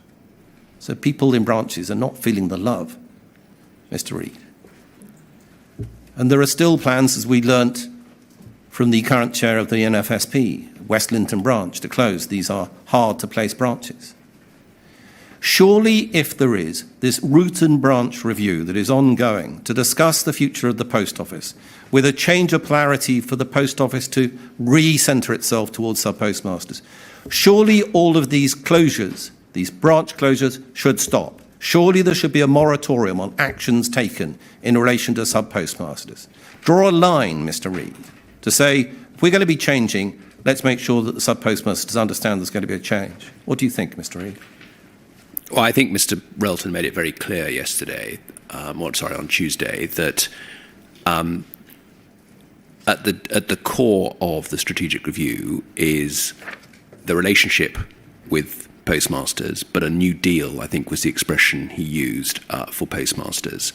And a new deal is absolutely central to moving forward. We've talked about that over the last 3 days. I don't recognise your closing of branches notion. It's not something that we have been doing recently, so I don't follow that particular train of thought.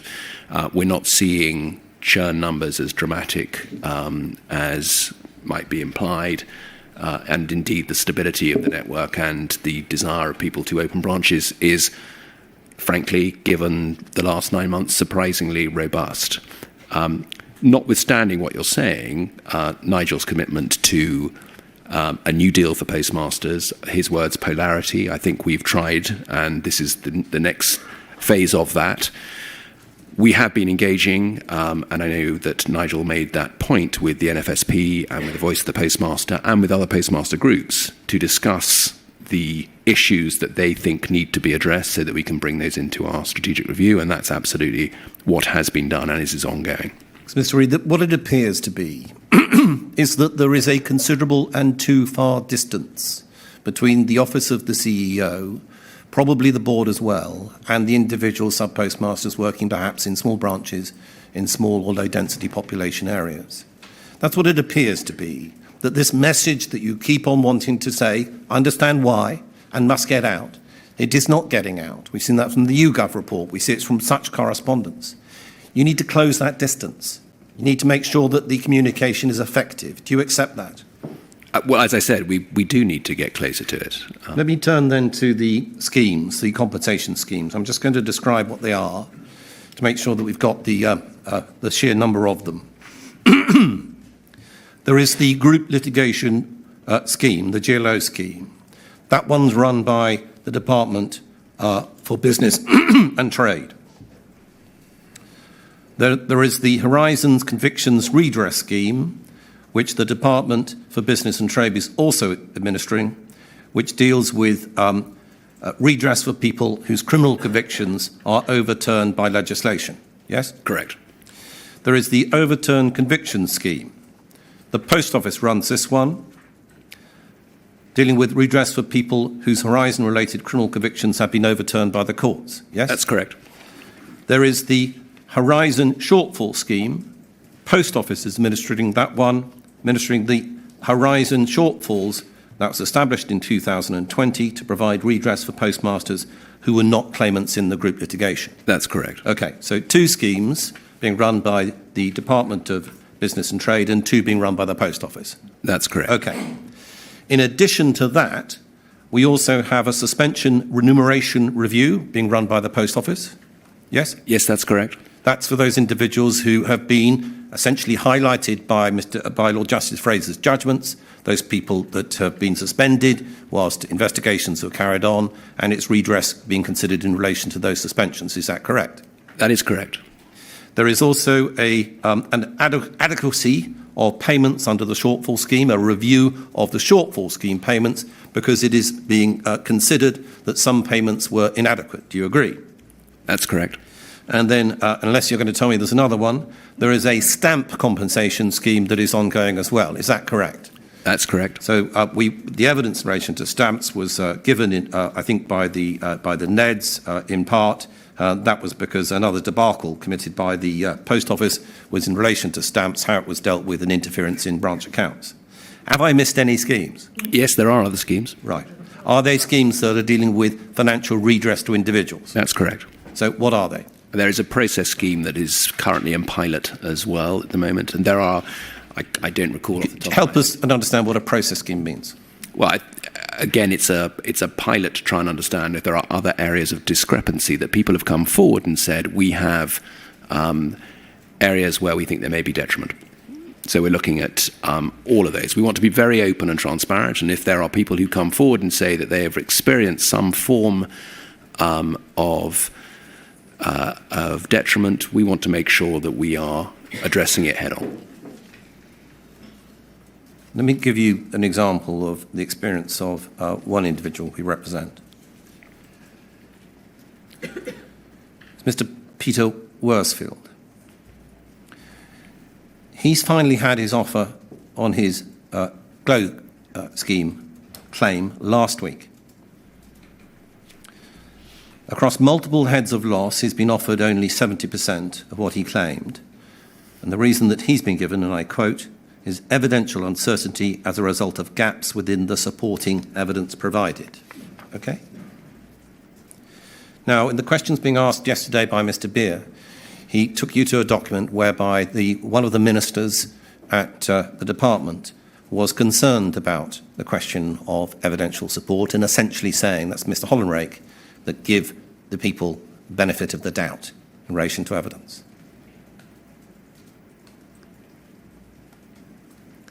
Do you, Mr. Reid, believe that sub-postmaster claimants should be given the benefit of the doubt across all schemes?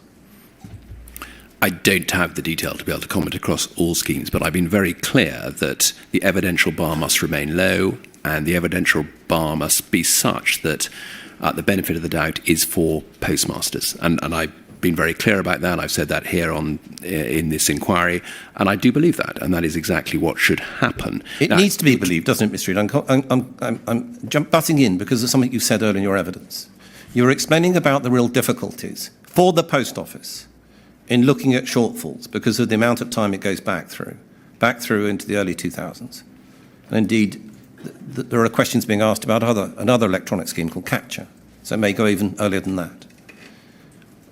Those evidential difficulties in trying to analyse shortfalls are the same sorts of problems that some people are also experiencing that trying to get their way through these schemes. So it's a common problem that you understand from the Post Office point of view and the sub-postmaster point of view, don't you? Yes, I do understand that. Which is why the benefit of the doubt should be given. If a sub-postmaster says, this is what's happened, I'm afraid I can't find the document, I buried it, I lost it, I didn't want to think about it, that can affect whether they have the documentation, can't it? Of course it can, yes.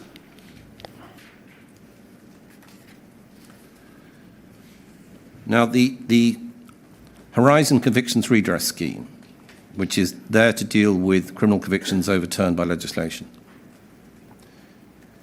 as we understand it, 335 letters have been sent out to roughly a cohort of well over 1,000 people that were convicted over the years through the Post Office's prosecutions and the scandal. 335 letters doesn't seem to be the right number, Mr. Reid. Is this the scheme that's run by the government, or is it the scheme that's run by... That's government. Yes. But it's the scheme that relates to the convictions that are being quashed through legislation. Understood. 335 letters only have been sent out. So essentially it seems as though there have been identified 335 people to get letters that deal with their convictions, telling them that they've been cleared. More work needs to be done in this area, it is clear. Do you accept that? This is the government scheme, so it's difficult for me to comment on the detail. Well, I was going to ask you, Mr. Reid, does the Post Office have any involvement in administering that scheme? And I use the word any. For example, is it incumbent upon the Post Office to try and identify people which it prosecuted? We obviously are. Just by way of an example. I mean, I was about to come on to tracing. I think that's clearly yes. what we're discussing here is the ability to trace, and clearly we have an accountability for that because many of the records will be held by Post Office, but as we've already discovered, records aren't and data isn't. Sure. But what's interesting me, following Mrs. Steen's questions, is whether there is a process as between the Post Office and a government department. And again, I'm using the word a government department because there's the possibility that the Department of Trade is involved. There's the possibility of the Ministry of Justice is involved.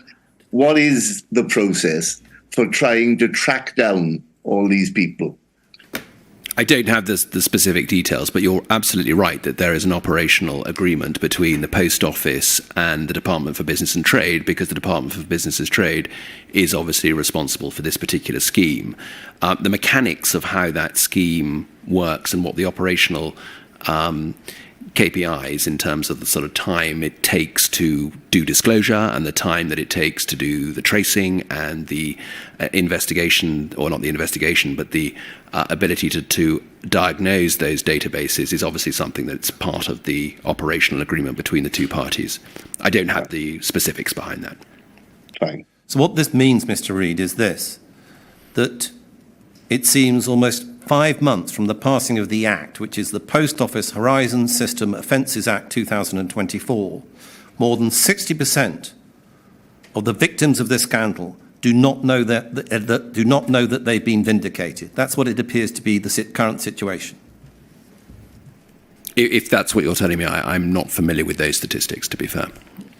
On the giving of information so that the scheme can have its operation, so that people can know that they've been vindicated, so that they know that they're entitled to have compensation. You've just answered the questions from the Chair in relation to information going from Post Office. That's clearly a job that the Post Office needs to do. Have you considered this with the NFSP? Because they will also have lists of individuals that have been members over the years. Have you considered that possibility of joint working with the NFSP, get the message out, but also whether they have names that could assist? I don't know whether that's been considered. It may well have been considered. This isn't specifically an accountability that I'm particularly close to be fair. But it's work that needs doing. Oh, clearly it is, yes. And would you join with me in making a request to the Chair that the Chair himself would, if he would be so kind, can send a message out to all media outlets, and I think it's sometimes called a blog these days. I don't know whether we'll do a blog, but it would assist if this inquiry set itself out and made a very clear message to all of those people that have been dealt with so harshly by the Post Office, that are being convicted, to come forward? Yes? I absolutely want that to occur. We've talked to the CCRC, we've talked to the advisory board, we've talked to the inquiry, we've talked to the drama that was played at Christmas in an attempt to try and get communication out for people to come forward. We have tried numerous and multiple attempts at tracing, and we've used citizens' advice, we've used many other outlets to try and do this. I agree with you, Mr. Steen, it's very, very frustrating, but we must continue to try and push this. And do you accept that there's more joined-up work to be done in relation to this, whether with the NFSP? There are 3 firms of solicitors that represent a number Absolutely. of people before this inquiry. They should be tapped for their expertise. Absolutely. They're conveniently all starting with the letter H, Howe & Co., Hudgels and Hodge, Jones and Allen. Indeed. Okay? So use their expertise, I respectfully suggest, in making sure that the message goes out. Lastly, mentioned earlier, you and others within the Post Office have been meeting with clients, meeting with our clients. That's and correct. Taking part in meetings that I know have been difficult for you, obviously incredibly difficult for the people that meet with you. Indeed. You're leaving the Post Office. Other people that have been taking part of those schemes are also leaving the Post Office. How are you going to make sure that the Post Office keeps the term used is corporate memory, keeps its memory of the effect of what happened to people? What are you going to do to make sure that people working within the executive team, the directors that are not postmasters, actually understand the depth of hurt and feeling of the scandal? We're doing a number of things. I think, as you mentioned, I've done a number of restorative justice meetings over the past couple of years. I think 37 I have attended.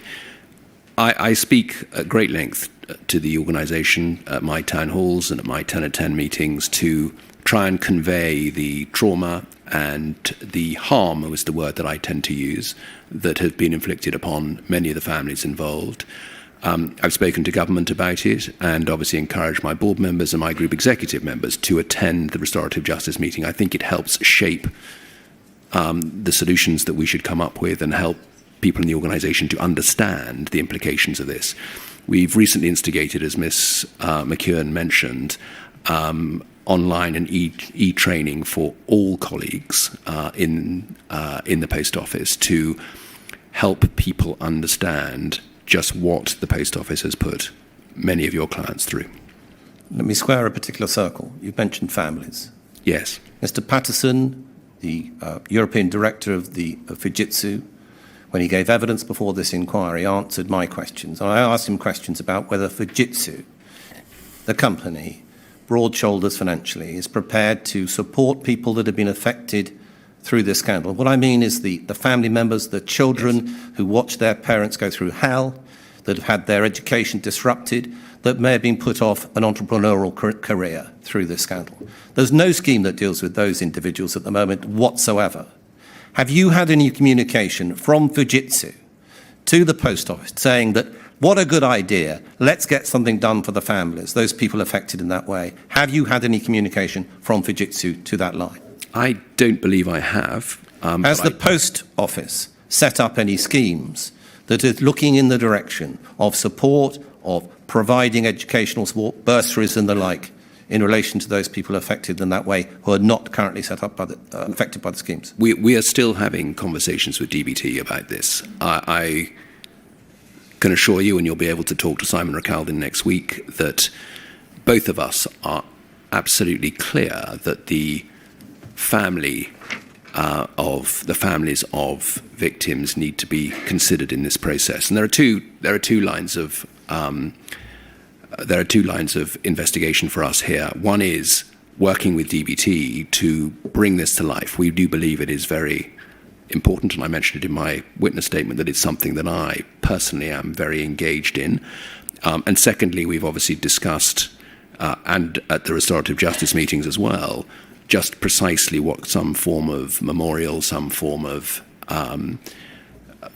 ability to remember what has occurred and how do we put that into practice. So those are the two lines of investigation that I am pursuing with DBT. I've asked you on a number of occasions through the questions I asked you within what is, I'm afraid, sadly over an hour, to in the remaining period of time that you have at the Post Office, to take on particular tasks. I'll ask you one more. There are going to be communication with Fujitsu regarding the question of how that they're dealing with the Horizon system. Yes. We know that. Mr. Relton's committed to that. You've had past communications. In whoever is conducting the communications with Fujitsu, can this topic again be raised? Support, making good, the positive answer that we have from Mr. Patterson, that Fujitsu does think it's a good idea to try and assist those people, the family members that are outside all these schemes. And perhaps by working hand in hand with the Post Office, something good can come out of this scandal to support those family members that are also being affected. Do you also commit to that as well? I think it's a very good idea, Mr. Steen. Thank you. Excuse me one moment. I just need to check I'm not missing anything. Thank you. Thank you. Before the next question, Mr. Reid, can I be clear on the list of schemes that you and Mr. Steen agreed were in existence, that the suspension remuneration scheme, that is administered by the Post Office, I take it, and the decisions about how much to offer are made by the Post Office, having taken advice. Is that the position? That's correct, sir. Just to bring that to life, in Fraser Jay's judgment, he noted that suspensions had not been on full pay, so there were individuals who were suspended with no pay at all. We're trying to address that particular shortcoming. Right. And what was described as the adequacy of HSS payments, if that is to be considered a separate scheme from HSS, nonetheless, that is administered by the Post Office. And who is the decision maker in relation to that? The Remediation Committee oversees the schemes that we manage, and clearly, as I discussed yesterday, the funding will come from government, and so they will be involved from an operational perspective in terms of what the parameters of those schemes are.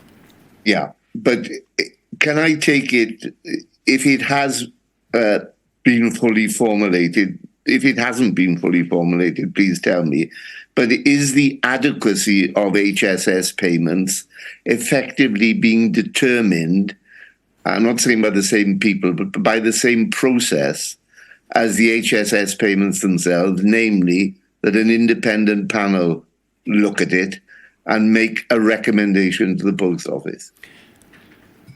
The scheme itself hasn't been fully formed, sir. All right, so stop there. Yep. It isn't yet a process which I can say, right, that's what they're doing, sort of thing. That's correct, sir. Fine, thank you. Next one, please. So yes, due to the operation of Mr. Steen's watch, I'm going to rejig things slightly for logistical reasons. It's Miss Watt on behalf of the NFSP. Right. Good afternoon, Mr. Reid. I'm over here. If you can see me, we do sometimes have a little difficulty with this. I ask questions on behalf of the NFSP. I'm here today with Tim Boothman, who's the chair of the NFSP. You may be able to just about see him round the, I can't see round the pillar. Hello, Tim. I want to ask you some questions, a number of different questions. I think you would agree, in the light of the Horizon scandal, that one of the most important initiatives for the Post Office is its replacement and giving confidence that nothing like Horizon can happen again. Would that be right? That'd be right. At paragraph 11 of your witness statement, you say that the Post Office has been unable yet to deliver a new and bespoke IT system for postmasters. Now, it's understood that that new system to be introduced is called Nbit, New Branch IT, is that right? That's correct.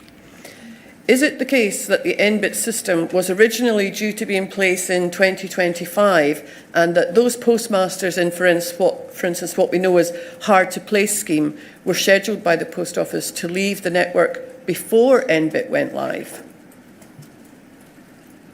That would be logical. I think we certainly, when we set out in March 21, which was the original date for initiating the program of Nbit, we had envisaged that the replacement for Horizon would be in place by 25. Insofar as you're linked to the hard-to-place branches, that's obviously a scheme that was established during network transformation. It's a scheme that is extended, I think, by nearly 10 years in total. So I'm not quite sure the two necessarily dovetail together. I don't think there is a particular link between those two schemes. Is it the case that the Post Office has already purchased at least some of the hardware, and that by the time Nbit eventually rolls out, that hardware could be out of date? We've certainly purchased some of the hardware. I don't know the specifics of whether it'll be out of date or not out of date, but yes, we have. Are you familiar with, and do you agree with the Computer Weekly report that we've heard about, which states that the development of Nbit will cost taxpayers over £1 billion, lacks quality, and could be unachievable? It's quite a lot to unpack in that particular statement by Computer Weekly. I think it's fair to say that the replacement program for Nbit has certainly increased in cost in terms of our budget, and is certainly going to take longer to deploy. I don't think at this stage that it is realistic to suggest that it's not going to be fit for purpose. Certainly the 250 postmasters who are involved in the IT forum that helps shape the development of Nbit haven't provided that level of feedback. I would agree it is definitely slower than we would have anticipated. And I would also agree that the difficulty of getting off Horizon in 2015 that was experienced by IBM, which was the first time that we, as I understand it, wanted to get off Horizon, those challenges are just as prevalent today. And I think the level of complexity associated, the technical complexity associated with getting off Horizon has been underestimated, and that is one of the core reasons why the delays have and the costs have increased. Would you accept that the Post Office has not been fully open and transparent about the development of Nbit as it should be, especially in the light of Horizon? No, I don't think that's the case. I think we've wrestled with getting the delivery of the releases out on time. As I mentioned before, we have a number of postmasters who are helping us with this in terms of the IT forums, and we believe that we've been as open and as transparent with them about what's going on, and their feedback has been instrumental in terms of trying to shape things. Well, I'm not going to call it up, but you may have seen the evidence. But paragraph 277 of Callum Greenhouse's witness statement, that was WITN 00370100, he says that on the 29th of May this year, he met with you and others at the Post Office, and the NFSP were asking about Nbit, and we were provided with an update.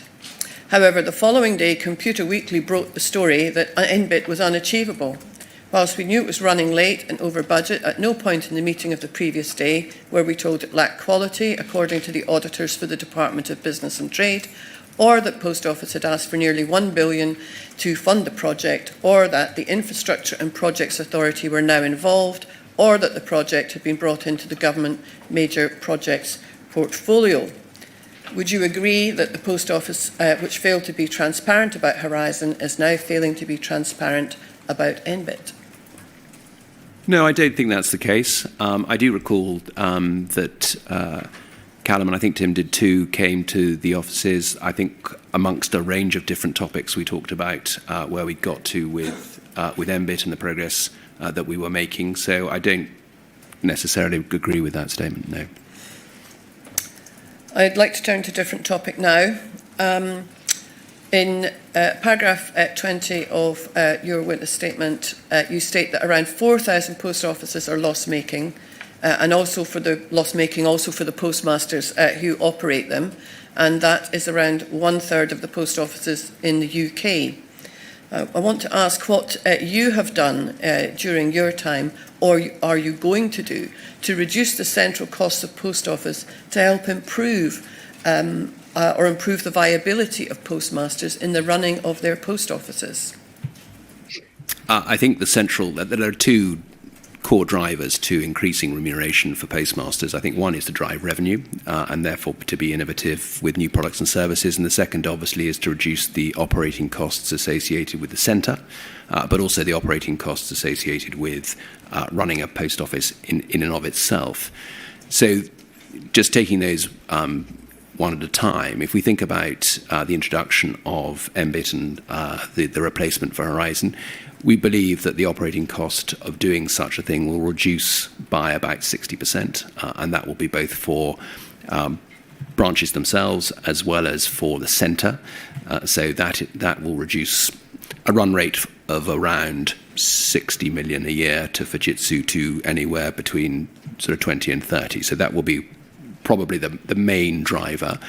I think secondly, we've been on a trajectory of trying to reduce the headcount within the post office since about 2016, 2017. I think we were at 7,500 heads in 2016, 2017. We're now at 3,400.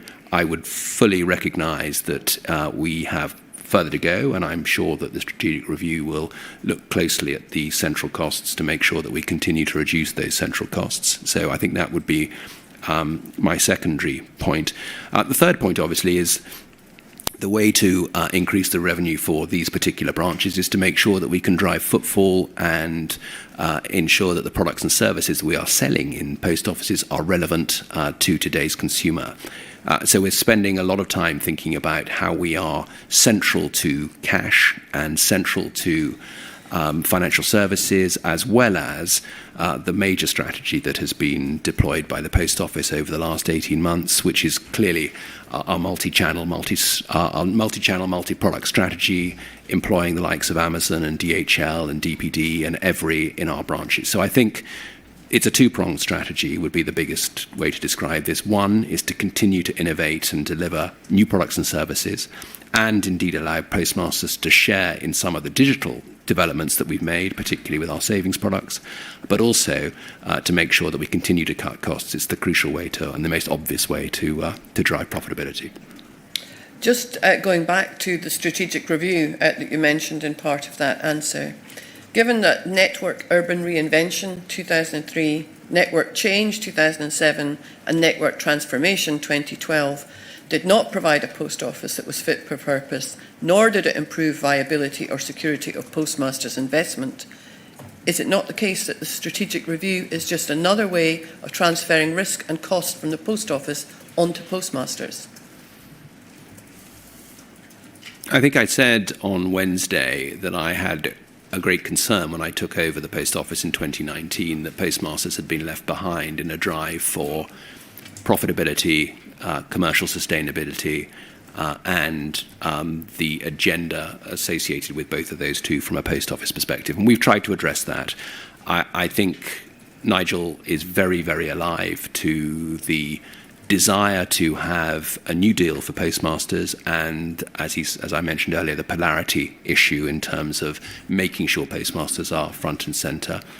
Given what you've said, I'm not that familiar with the 3 or 4 specific strategic reviews that have been conducted since the early 2000s. I think the scrutiny and spotlight that this inquiry has placed on the Post Office is such that it would be impossible for us, even if we wanted to, which we don't, to do anything other than make sure that the strategic review is for the benefit of postmasters. That is what the Post Office is all about, serving 10 million customers every single week in our post offices. It's not about the centre. Now, my final question, or it's a series of questions, different topic. I'm going to do some summarising and then I'll ask you some questions. I'm going to call up a couple of documents. You've been asked by Council to the inquiry about the continuing issues with the culture of the Post Office. You've also been asked questions about the Past Roles project and its failure to conclude within the almost 2-year period it's been underway. And that's with regard to those who were involved in the pre-2015 Horizon scandal issues. You probably remember those questions. Indeed.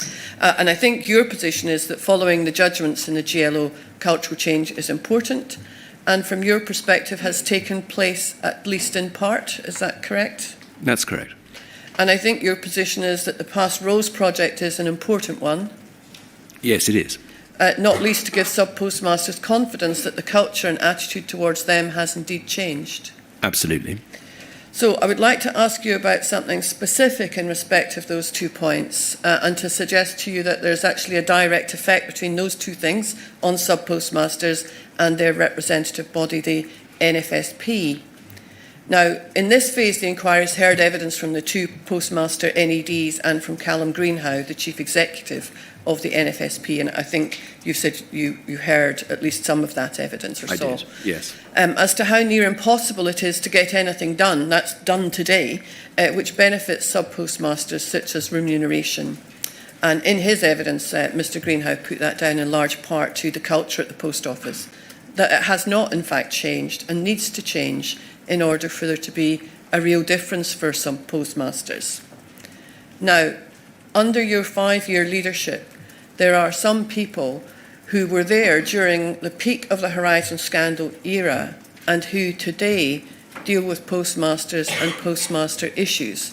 I'm just going to give a little list and then I'm going to ask you some questions. So there's Nick Beale, Head of Network, which we understand includes the Nbit project, and who gave evidence on behalf of the Post Office to Mr Justice Fraser. Martin Edwards, the former Chief of Staff to Paula Venos, who is now Network Strategy and Delivery Director. Tracy Marshall, Head of Postmaster Engagement, who we saw in the emails yesterday was providing reassurance on the remote access issue back in 2011 and has a senior and extensive role in relation to postmasters and is in fact the very person the NFSP has had to deal with over a good number of years on almost every aspect of sub-postmaster discussions and negotiations. Would you accept that sub-postmasters will likely find it incredible that someone who assisted Angela van den Bogard in 2011 with reassurance on remote access is the very person with whom their representative body has to deal on all of the issues associated with sub-postmasters? First and foremost, as I said yesterday, I'm very clear that we will not walk past allegations of wrongdoing or misbehaviour. And when they are presented to me and when they are presented to the organisation, we will address them. And that stands firm. And I explained how that process was going, both with past roles and with Project Phoenix yesterday. And I still stand by that. Where there is, and this is materially different, where there is an issue of confidence, then clearly we need to have sensible conversations with individuals to invite them to step back and to make sure that the confidence of postmasters is sustained. That is the single most important thing, and I absolutely agree with you. However, as I said before, where allegations are made and when they are explicitly made, we will investigate those individuals and make sure that anybody who was involved in any activity in the past is addressed.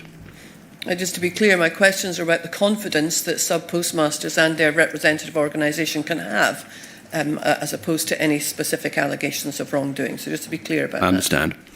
I'd like to call up a document which is WITN 00370106.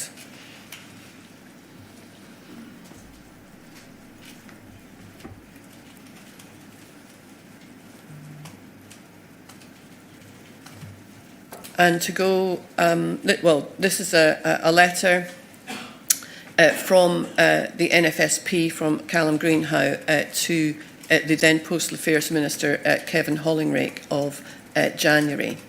And if we could go, it's following the Mr Bates versus the Post Office ITV drama. If we could scroll to page 2 and look at the third paragraph, the one that begins, the NFSP has raised concerns internally. Just to read that paragraph. So this is a letter to Minister Hollingrake about the various issues arising from the drama.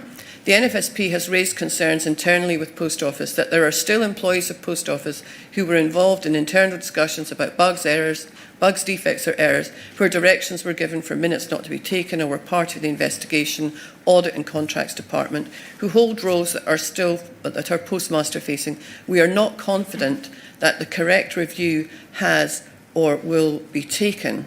We can take that down. Would you accept that the NFSP was right to bring this issue to the attention of Minister Hollenrake? I mean, that's a year on from you starting your past roles project. Of course, it's absolutely in the rights of the NFSP to discuss anything about the Post Office with the Minister, and I would encourage them to continue to do so if they felt that we were in some way failing. I think it's important to highlight, and I said it yesterday, that we are frustrated that the Past Roles project has not gone as quickly as possible. I mentioned that we had 1,700 colleagues in the organisation who have been in the organisation for in excess of 10 years. There's a lot of investigative work to do, a lot of data to cover, and a lot of people to ensure that we are making the right decisions. This is not something that we can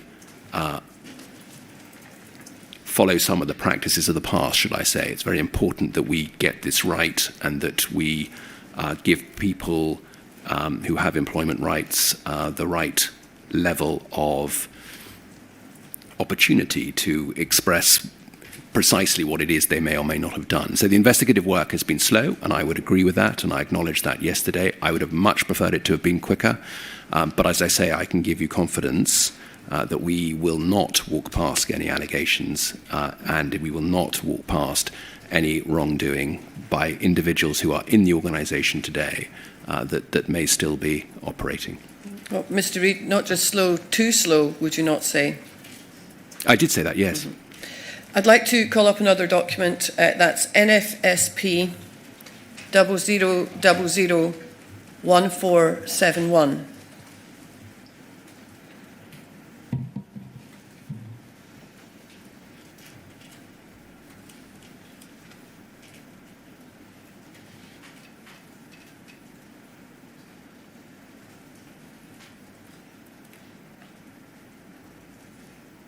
This is an email from Callum Greenhow to you of April 29th, 2024. That's this year.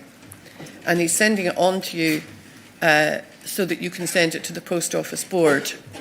He's saying he doesn't have all the addresses of the Post Office Board. Can you pass it on? So he says, I write to the Post Office Board after watching the events in the Horizon inquiry over the last few days. It's once again highlighted employees at the Post Office who in the past were part of the obfuscation of the truth in relation to the accuracy and reliability of the Horizon system and its use in the victimisation of postmasters, their assistants, Crown Office employees and the ruining of their lives.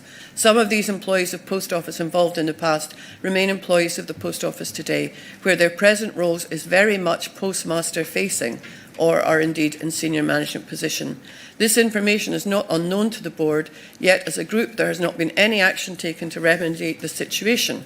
How many more current employees will over the remainder of the Horizon inquiry be revealed to have been aware of the inaccuracy and unreliability of the Horizon system, be involved without the Board of Post Office Limited taking the required action?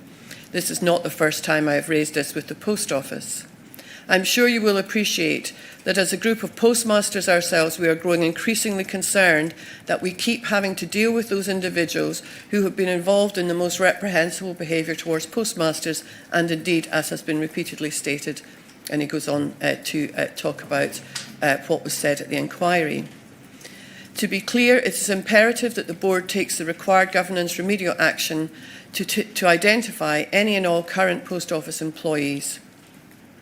And he goes on to say that if the board fails to take its governance action, then it would fall to the current postmaster non-executive directors to resign on this point. Now, if we can take that document down.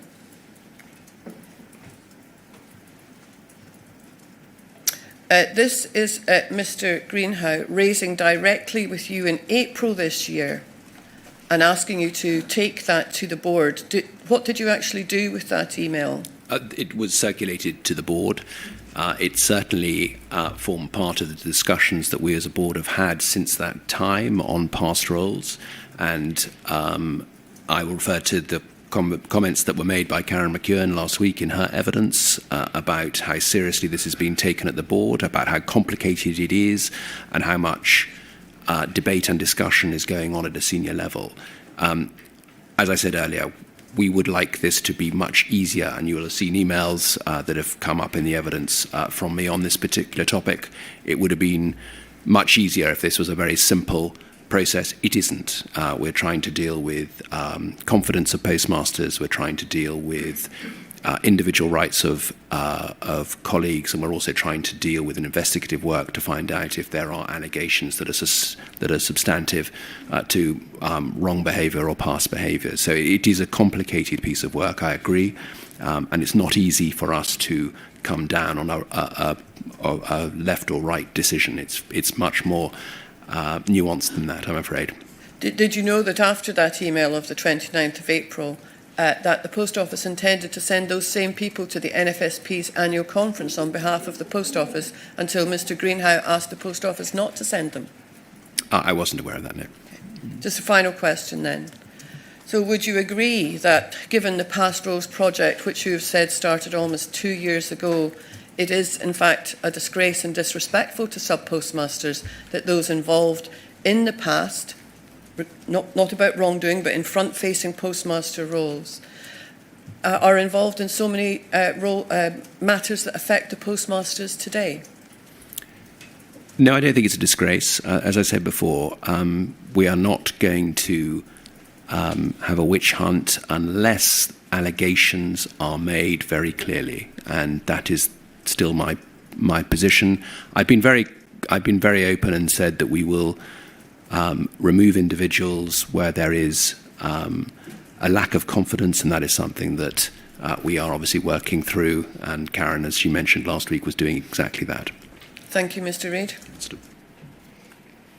So we've got two sets of questions to come now, 45 minutes from Mr Maloney and 10 minutes from Miss Allen on behalf of Susan Sinclair. There are two options. One, we could take a 10-minute break now, i.e. a second break for the morning, and then do those 55 minutes of questions and not have lunch. Or we could do Miss Allen's questions now for 10 minutes, take lunch, and then come back after lunch for Mr Maloney's questions. I'm in your hands, sir. Well, I'm content with either course. Is there a consensus amongst the people present in the hall as to what we should do? I'm looking at the shorthand writer in particular. If you could hold up one finger for option one, and she said option two. So I think Miss Allen now, lunch break, and then lunch. Then Mr Maloney. Thank you. Right, sir. fine. So over to Miss Allen then. Good afternoon, Mr Reid. I'll stand up so you can see me. But obviously I'll sit to do my questions. My name is Christy Allen, and I represent core participant Susan Sinclair, who is a wrongfully convicted postmaster. She was the first to successfully appeal her conviction in Scotland, which only happened as recently as September last year, despite her being convicted in 2004. You provided evidence yesterday about the Post Office's engagement with the CCRC, that being the Criminal Cases Review Commission in England, and indeed Mr Henry put it to you that as soon as it came to pass that there were serious problems with Horizon, and certainly upon receipt of the Horizon Issues judgment in 2019, the Post Office ought to have been banging on the door of the CCRC and Crown Prosecution Service in England and Wales, begging for them to come and review these cases as the convictions were unsafe. To which you answered, yes, I see where you're coming from. Notwithstanding this, you refer in your first witness statement to a number of meetings with Post Office's board, which did eventually occur with the CCRC, albeit 2 years later, regarding the criminal appeals in England and Wales and Post Office's role as a prosecutor. In response to Mr Beer's question to you earlier today, you confirmed that, as far as you are aware, the Board of Post Office has not engaged with the Scottish Criminal Cases Review Commission or Crown Office, albeit the remediation subcommittee was potentially overseeing those matters. Can you therefore tell me about any proactive steps that Post Office took, particularly in light of the Horizon issues judgment in 2019, to immediately seek to rectify the miscarriages of justice which occurred in Scotland as a result of Post Office's failings in its duties of disclosure?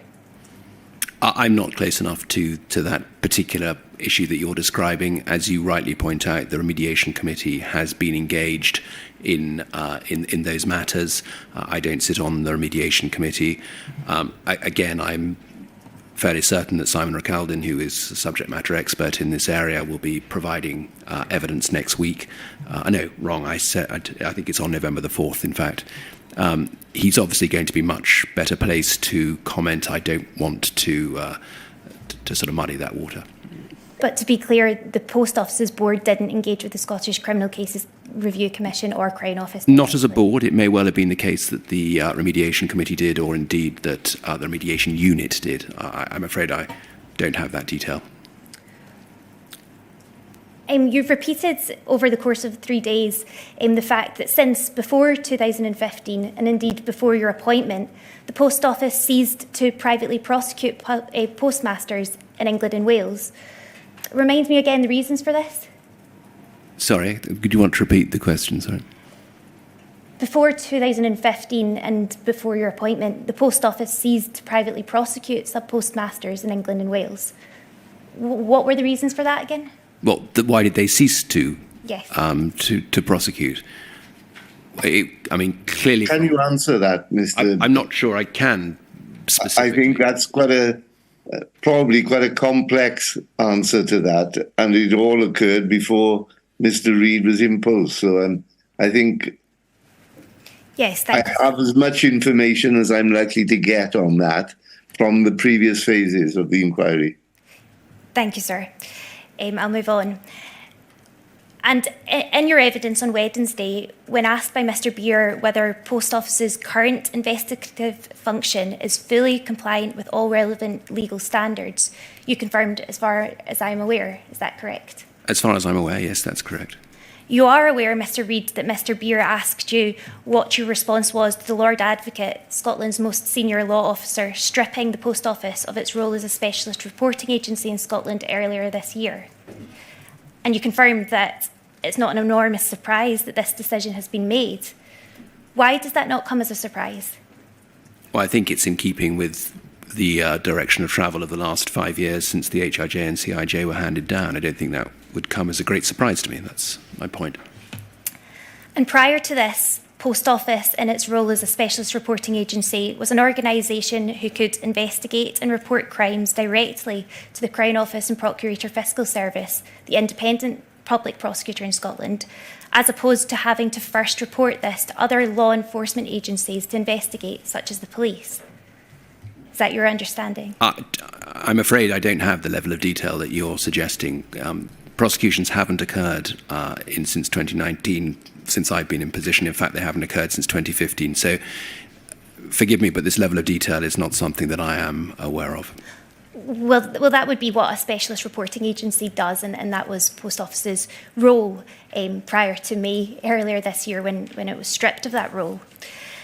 And the Lord Advocate, in deeming that the Post Office is no longer to be fit as a specialist reporting agency, also confirmed that in light of the Post Office's failures, work is now underway to strengthen the guidance and safeguards that exist to ensure that all specialist reporting agencies abide by the essential duties of disclosure and candour in Scotland, thus inferring, and she went on to confirm, that the Post Office did not.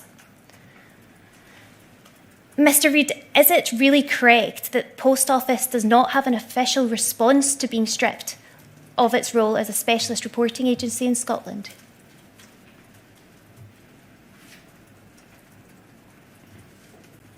I'm afraid I'm unable to answer that question. I don't follow your train of thought and what you're trying to ask me to answer. It's a little bit too nuanced for me, I'm afraid. So there's not been any discussions in light of the Lord Advocate stripping? No, there hasn't. No. Not that I'm aware of. Not at board level. No. And there's no review work underplanned by the Post Office to review this? It's nothing that's come to the board that I'm aware of. As I mentioned before, Simon Recaldin is probably best placed to discuss this when he comes on November the 4th. On the basis that due to a failure in candour in reporting by the Post Office to the Crown Office and Procurator Fiscal Service, how, therefore, if there's no review and there's no discussion taking place, will Post Office now ensure that it acts with candour in providing evidence of suspected criminality to other law enforcement agencies, such as the police, if not now directly to the Crown Office in Scotland? I think Mr. Bartlett, when he comes next week to articulate and describe the role of the new investigative function, which he will do, the Assurance and Complex Investigations team, he'll be able to articulate very clearly how the team is constructed, who is in that team and what their objectives are, particularly around engagement with law enforcement agencies. And I'm sure as part of that, he will be talking about the jurisdictions that you are referring to. And Mr. Reid, I would say it's not just those jurisdictions, it's reporting criminality to any law enforcement agency in any jurisdiction. Can the Post Office now be trusted to do that with candour, despite the fact it didn't do that in Scotland? Yes, I believe they can. And as I mentioned yesterday, we are liaising with law enforcement agencies on specific elements of organised crime and the like, and clearly trying to support those agencies wherever we can in terms of the level of detail that we support and supply. Thank you.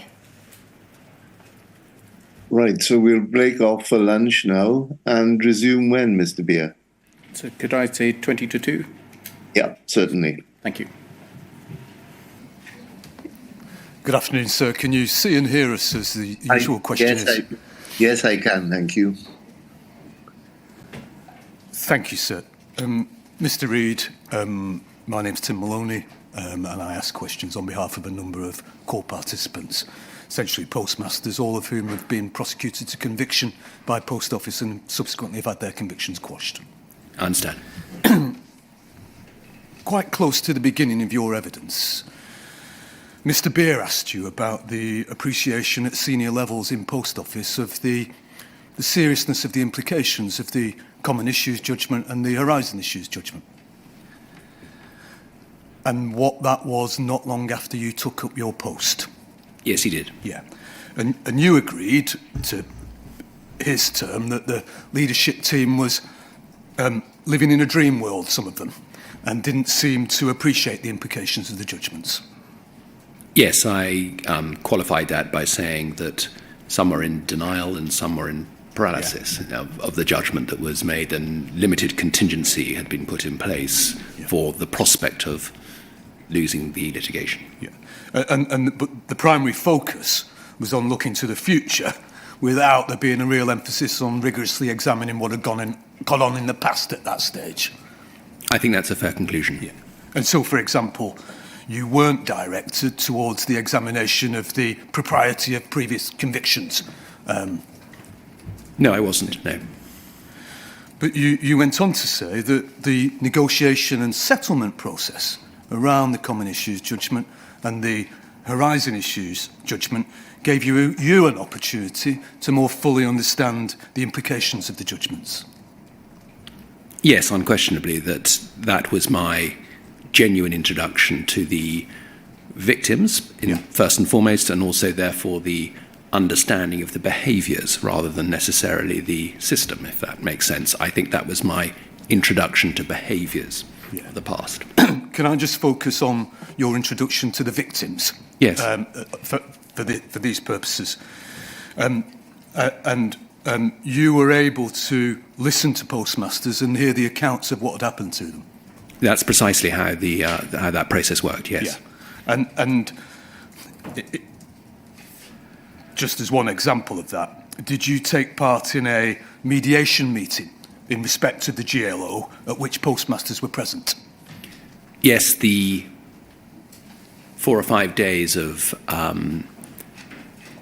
mediation stroke settlement, that process, I did speak and listen quite extensively. I think there were 5 or 6 who brought their narrative to life for me, yes. It was very helpful. And how that narrative was brought to life, Mr. Reid, was that you, was it with Jane Davis, went into a room with those 5 or 6 just to hear their stories? Yes, no, it wasn't with Jane, but yes, that is correct. Yes. Yeah. And one of them was Jo Hamilton. That's correct. Yeah. And another was a Scottish woman who'd been one of the lead claimants in the GLO, a lady by the name of Louise Darr. Do you remember her? Yes, I do. Yeah. And she'd been cross-examined during the course of the GLO. Yes. And in that meeting, you told the postmasters that you would do everything to transform the future of Post Office. Yes, that was my commitment. Yeah. And importantly, Ms Darr, and she broke down and she told you this, told you what had happened to her and said, and this may have been important to you in appreciating what was needed, that you needed to fix the wrongs that had been done in the past as well as looking to the future. Do you remember that? I do. That's correct. And was that an important meeting for you in terms of the understanding of, to use your term, the harm that postmasters had suffered? Yes, it was. And as I said a couple of minutes ago, it brought to life the behaviours of the post office as opposed to necessarily my understanding at that stage, which was it was purely system-led. Yeah. Now, one of the people who had suffered harm a number of years prior to that meeting was a woman by the name of Jackie MacDonald from Preston in Lancashire. Okay. Now, I'll have to just give a little bit of detail of Jackie MacDonald's case in order to ask the question that I'd like to ask about her case, if I may, Mr. Reid. Understood. Yeah. So Jackie MacDonald had encountered shortfalls in her post office. She reported them to management. She was ultimately suspended after an audit, that's some £90,000 or so shortfall, and her assistant Katie took over as the manager. The shortfalls continued. Katie had to stop work because she was suffering from anxiety and depression as a result of the continuing shortfalls. And ultimately, Mrs. MacDonald was prosecuted. Are you aware of her being prosecuted as one of the people who was prosecuted? I don't remember the specific case. When was this? What date was this? It was in 2010, 2011. So okay. some time before the GLO, some 8 years before the CIJ and the HIJ. I understand. Now, she was 47 years old and the mother of teenage children she went to prison. And she was sent to prison for 18 months after pleading guilty to theft. She went to Style Prison to start with, which is near Manchester, and then she was sent to Durham Prison. And she spent her 18-year-old daughter's birthday, her daughter's 18th birthday, in Durham Prison. And then she later went to a prison near York called Askham Grange. You may have seen, during the evidence of Mr. Bradshaw, because Mr. Bradshaw investigated Mrs. MacDonald, that he recorded in a self-appraisal form after her conviction how ensuring that a plea of guilty to false accounting was not accepted, but insisting on a plea of guilty to theft was essentially one of his key achievements of the year. Did you see that? I don't recall it specifically, but yes. He recorded on the form that he had persuaded the prosecution barrister to proceed with the allegation of theft and not accept a plea of false accounting. Okay. And Miss MacDonald has explained her experiences, described her experiences in a statement to this inquiry. She explained how traumatic the audit and investigation process was. And the auditors asked her, what have you done with the money? What tree have you squirreled it away in? And her house was searched, and in front of her, she was asked, the searchers were asked, is she cooperating? Is she answering questions? And one of the people about whose behaviour Miss MacDonald complained was a woman by the name of Caroline Richards. Caroline Richards was a business development manager who had called in the auditors and attended the audit, and she's the person that Miss MacDonald had been liaising with. And as long ago in 2013, in her application to the mediation scheme, Miss MacDonald said the following, Mr. Reid. The investigators for the post office were bullies and intimidated me the first time they came in with their lies about my individual case being unique and uncommon. They returned once again when I was forced to step down, and Katie was running the post office under someone else's name and intimidated her with wage deductions for monies missing and jail time. My husband eventually came downstairs after he heard the news of the threats Katie was receiving and told them both, Steve Bradshaw and Caroline Richards, to get out of the shop immediately and never come back. Katie had to leave early and had to take a leave of absence because of anxiety and depression, because of the bullying that she took from those post office investigators. So the post office investigators being Steve Bradshaw and Caroline Richards. And you told the inquiry, as you've, in fact, in answer to questions from Ms. Watts, you've reiterated this just before lunch, Mr. Reid, that you've been very clear that at no stage we will walk past allegations of wrongdoing in the organisation. And you've made that very clear publicly to all colleagues and to postmasters themselves. And you said specifically on Wednesday, and it's at page 48 of the transcript, and you've repeated it this morning to be fair to you, Mr. Reid. With regard to the remediation unit, I'm very clear that we've conducted a piece of work which you've heard a lot about at this inquiry, which is referred to as the past roles piece of work. And once again, I'm confident that there are not individuals involved in postmaster-facing activity that had roles in the past where allegations of anything of wrongdoing has been brought to my attention. Is Caroline Richards still employed in the remediation unit, Mr. Reid?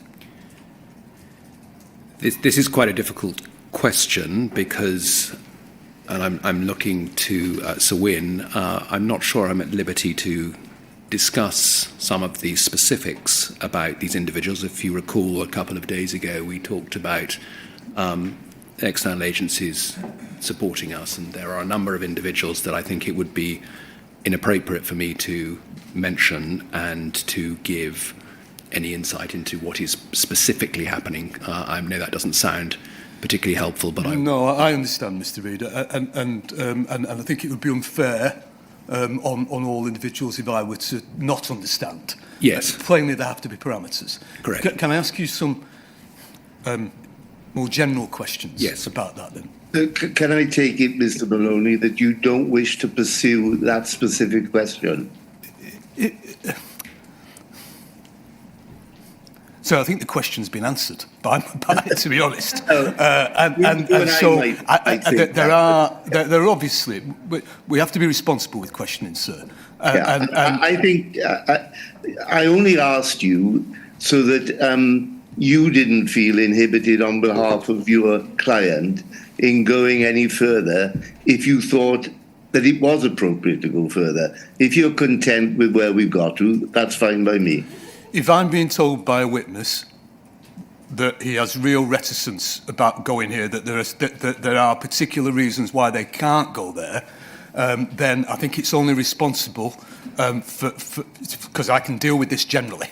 I've asked my question, I've received an answer, and I can deal with this generally now without causing undue difficulties which may not be necessary at all in order to make the points I need to make.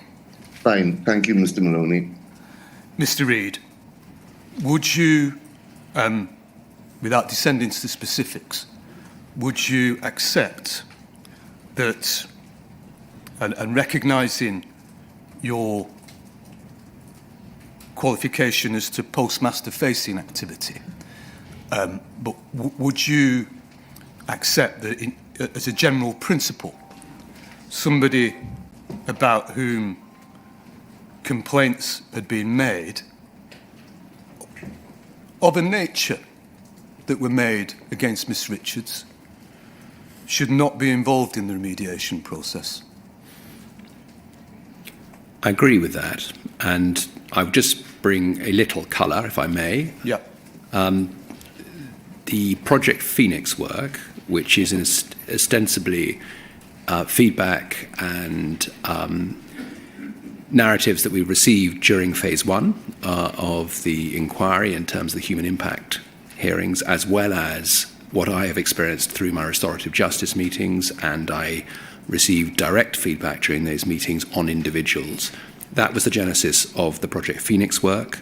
47 particular cases, I think, as I mentioned previously, not 47 individuals, but 47 cases, 6 individuals who were involved in those meetings. We have interviewed many of the individuals again through their legal representatives and sought to be able to discuss with those individuals the names and the issues that emerged during the human impact hearings and that emerged during the restorative justice meetings. Yeah. We've examined over 130,000 documents associated with those particular case studies.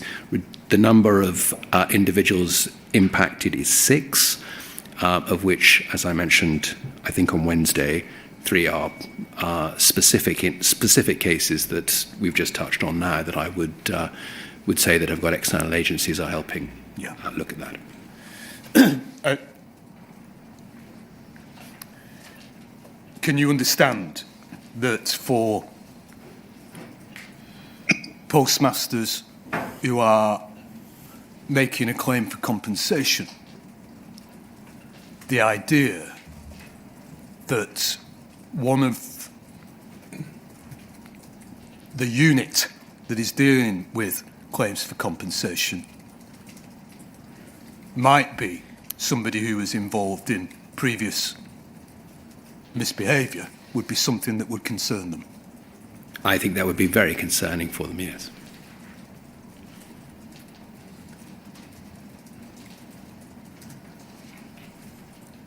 Because you have said, and it's perhaps likely that Mr. Ricaldin will say, that even as a first principle, perhaps Post Office should not have been responsible for administering the HSS. I have said that, and I'm sure Mr. Ricaldin will say the same.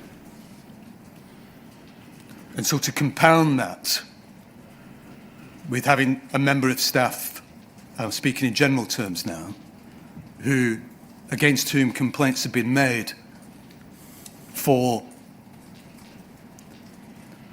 misbehaviour during the investigation process, would be to add insult to injury in a sense, wouldn't it? I understand that.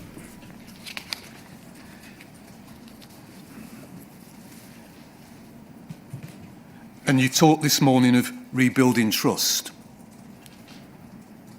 It would be integral to rebuilding trust to ensure that that didn't happen, wouldn't it? It would be essential, yes. Yeah. That's all I'd like to ask you about that. I'd now like to ask you about the Strategic Platform Modernisation, SPM, and Nbit. And this is the only other topic I'll ask you about, Mr. Reid. You understood from your early meetings during the mediation of GLO the harm that had been caused. And Horizon software lies at the root of all of that harm, doesn't it? Indeed. Postmasters suffered enormous harm because of it. That's correct. And for many other reasons as well, but at the core of it is the Horizon software and its unreliability. That's correct.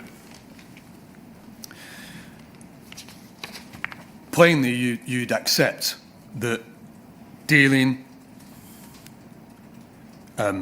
efficiently, dealing with alacrity with the Horizon issue is something that Post Office should face, given the harm that it's caused to postmasters. Yes. I'd like to ask you, if I may, about the progress that's been made with that. And the first, just like to look at 2 documents, please. One is a readout of a meeting with Minister Holinrake in April of 2023. And I'll take you to it. I'll ask it. But and then the second document is the board minutes from the 4th of June of this year. Okay. Okay. So if I could first go to the readout of the meeting with Mr. Holinrake, and that's BEIS 40653.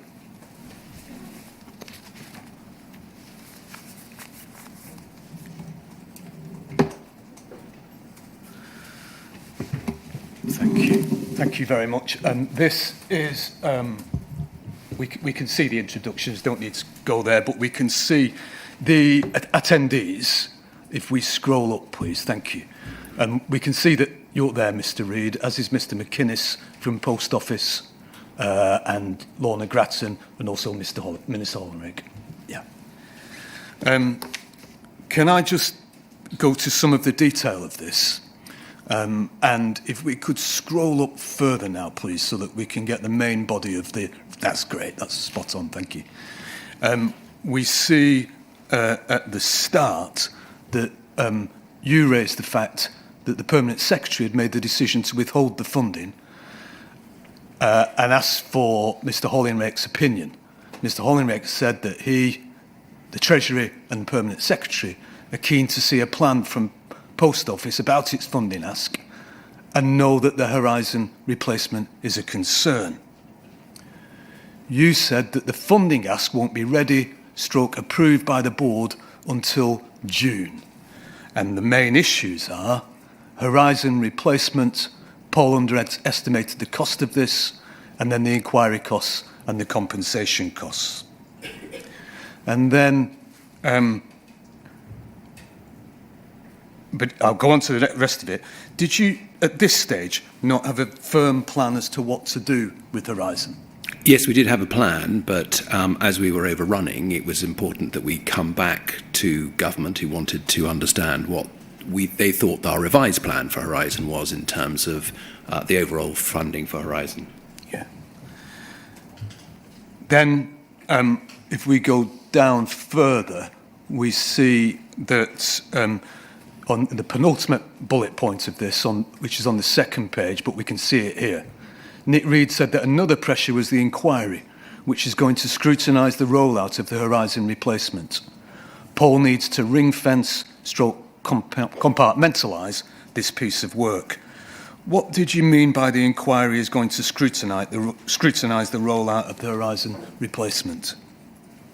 I think exactly that. I'd obviously made a commitment in 2019 that we would get off Horizon, and there was a twofold reason for that. One, because Horizon was 30 years old, it was expensive to run, expensive to manage, and clearly had been associated with appalling issues of the past. And the second reason, so that was the first reason, the second reason was it was clearly a system that was tarnished as a consequence of the past, and I wanted to make sure we moved across, we got off it. My point to talk about ring fencing and compartmentalising was that we submitted our funding requests to the department, and the investment that was required for the next phase of the Horizon work needed to be very clearly understood by BEIS, and I wanted to make sure that when we made that submission, they understood the extent and the necessity to get off Horizon and what that looked like, and more importantly, that they understood specifically why it was late and why it was going to cost more. Yeah. And you had really quite significant delays in relation to the replacement for Horizon? We had at that stage, and I think what had happened by, I think we said it was May 23, this meeting, I seem to recall. April 23. April 23. Yeah. So by April 23, we had embarked on two very clear streams of work. One was around the design and build of the system, and the second piece of work, which was initiated in January of that year, was around the deployment, training, and rollout of the system. And there were two very distinct pieces of work. And so that was the point I was trying to draw to the attention of the department. So by April 2023, was the design and build of the system pretty much set in stone? Or were the decisions still to be taken? It's a difficult question to answer. I think we had not got to the stage of release 2. We hadn't, at that stage, developed the banking and total mails functionality of Nbit, and so there was still a long way to go. So it was quite early in terms of its evolution.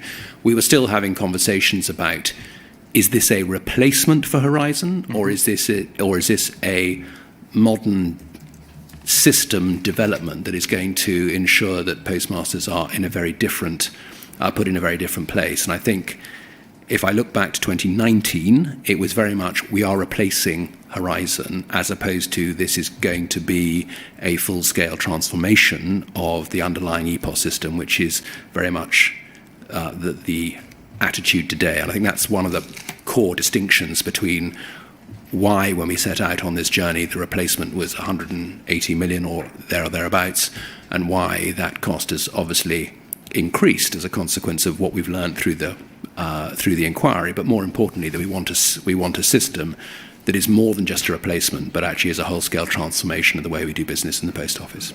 Can I just take you to the final paragraph on page 1 of this document that I brought up? It reads, Kevin Hollingreich asked how Post Office is going to try to find a number that they are comfortable with for the cost of replacing Horizon. Nick Reed said that they are considering more of a modest approach rather than something transformative. For example, not rolling it out to all 11,500 branches and opting for the minimum viable product. Another issue is that we don't know what the future of Post Office will be, and designing a system that will work for Paul in decades to come is difficult. Is that reflective, Mr. Reid, of there being very firm decisions about what this was going to look like in April 2023? I think the issue here is that the department had decided to withhold funding.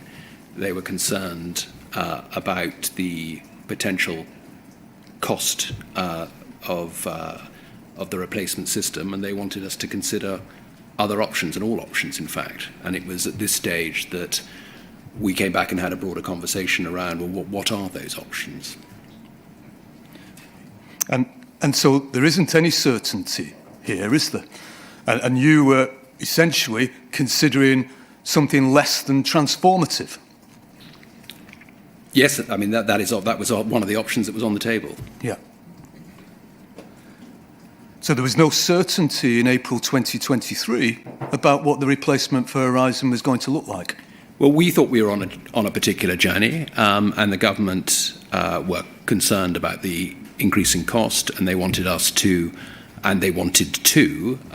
get assurance from that, which is obviously why we've had two external parties assure for the government on their behalf what exactly is being developed. Can we go to the second document I'd like to look at, please, which is Post Office 00448-648. And before I ask you questions about this document, Mr. Reid, we heard evidence from Mr. Railton on Tuesday that you've already referred to. Yes. Yeah.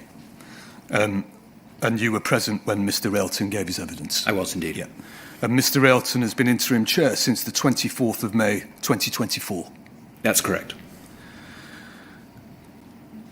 And these are board minutes from the 4th of June of 2024, so just over a week after Mr. Railton became interim chair. You're present, obviously, as NR, and Mr. Railton is NR with a lowercase a. That's correct. Now, page 5 of 21, I'd like to look at, please, because this deals with the strategic platform modernisation. Mr. Blake took Mr. Railton to a different section of this document, the minutes where Mr. Railton was asked about how he was the first to suggest in a break clause in the continuing contract with Fujitsu. Do you remember that? I do remember that, yes. And that can be seen at page 11 of this document. Okay. But page 5 is the strategic platform modernisation. And we can see here that it should be under investment committee. So it should be down the page. Yeah, there it is. That's 3.5 investment committee. and key points advised. The investment committee met on May 16th and focused on SPM, the strategic platform modernisation. There were uncertainties in respect of this project across a number of issues, including funding. So this is June 2024, Mr. Reid, only some 5 months ago. 4 months ago, in fact. 2 external reviews had been completed in respect of the project, and both concluded red ratings. The build/buy point had been considered, although the build approach, without the necessary in-house expertise, seemed flawed. Mr. Railton shared his view that the conversation on buy/build was the wrong question, and thought that the question was build/build, and then the question was whether to build internally or externally.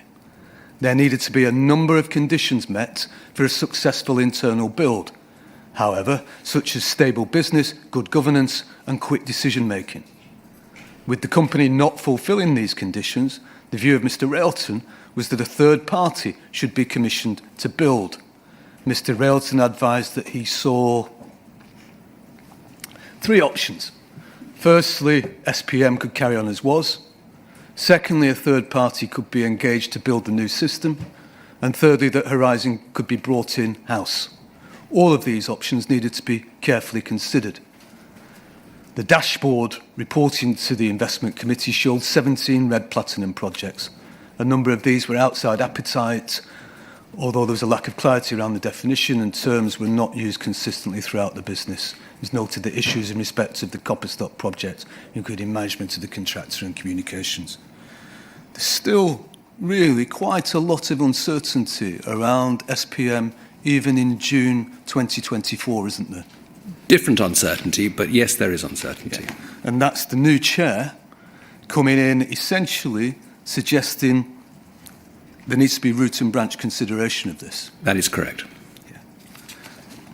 And that's only 4 months ago. 4 months ago. Yeah.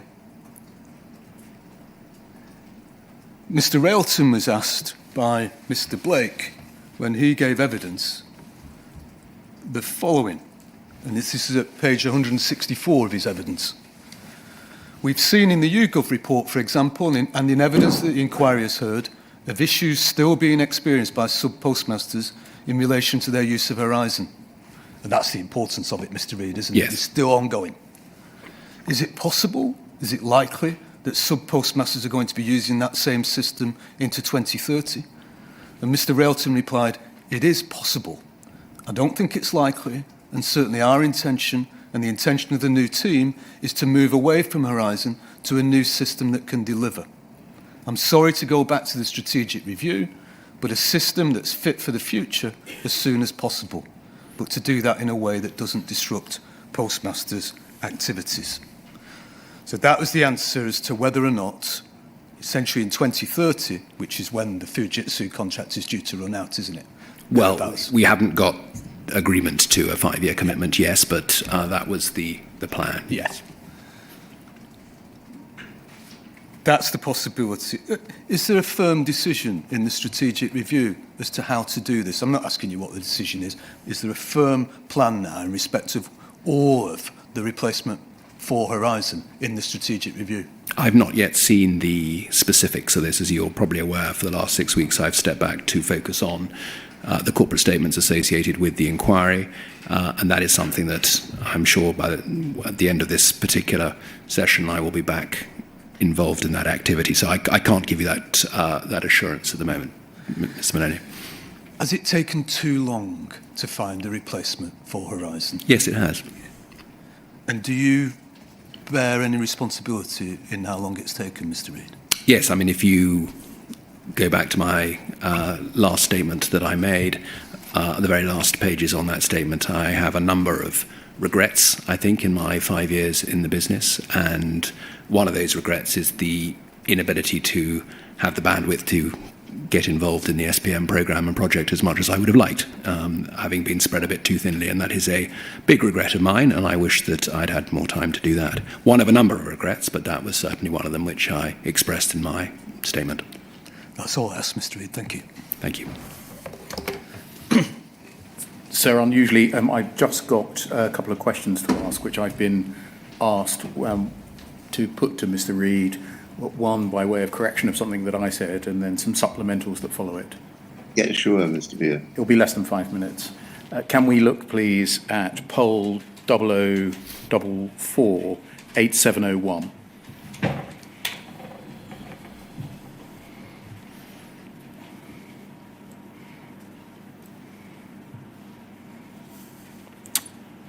Thank you. You remember I showed you this letter. It's Mr. Vamos's letter, the Dear All letter. Yes, indeed.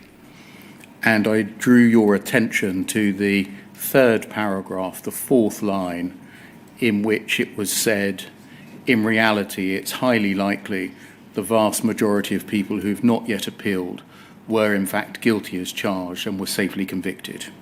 Yes? You did, yes. I'd suggested that this was put up on the Post Office's website. Yes, you did. But it was no longer on the website. In fact, it's been drawn to my attention that it is still on the Post Office's website. The website, which I'm looking at now, contains some text alongside it, i.e. the publication of Mr. Vamos's letter. It says, the Post Office has published on the 22nd of February 2024 correspondence from the 9th of January, that's your letter, to the Lord Chancellor, sent by the Post Office to the Ministry of Justice, copied to the Department for Business and Trade.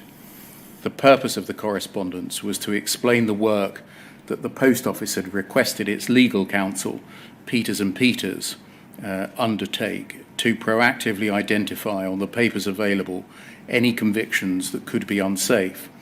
This was primarily to offer the government any support that might assist them as they consider relevant issues in advance of passing legislation without any value judgment on what the correct course of action might be. The letter references a note provided by Post Office's legal counsel. This note was not solicited by the Post Office and, as can be seen, was sent to express the personal views of its author. Post Office was in no way seeking to persuade government against mass exoneration. Post Office are fully supportive of any steps taken by government to speed up the exoneration of those with wrongful convictions and to provide redress to victims with the information having been provided to them to inform that consideration. So your letter of the 9th is published, Mr. Vamos's Dear All letter is published, and then there is this explanatory text alongside it, which says Post Office was in no way seeking to persuade government against mass exoneration. Can we look, please, at your letter of the 9th, poll 0044 8381.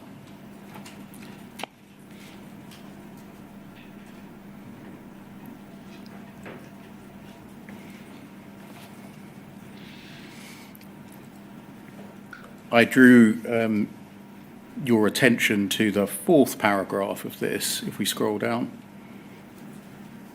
A natural corollary, etc. Yes, we looked at that. We did, yes. This morning. What I didn't do was go over the page. If we go over the page, please.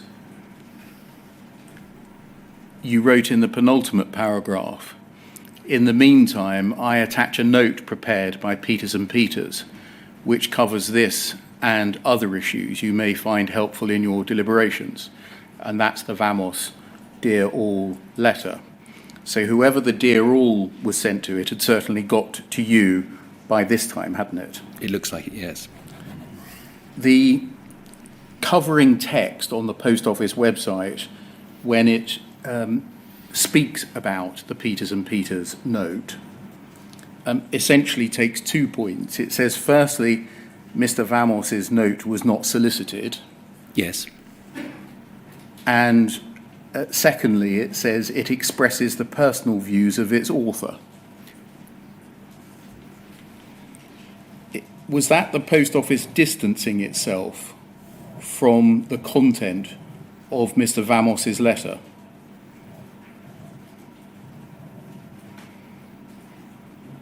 I think it was just trying to explain the letter. That was my understanding. You, in your letter, attached Mr. Vamos's Dear All letter, didn't you? Indeed. Were you allying yourself with the contents of it by doing so? No, I've been very clear that we weren't making any value judgments. We felt obliged to alert the Ministry of Justice to exactly what work had been done and to aid them in their deliberations. Thank you.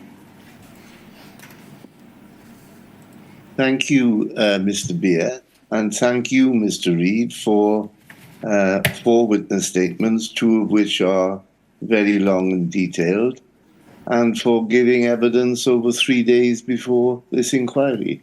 I'm very grateful to you. Thank you, sir.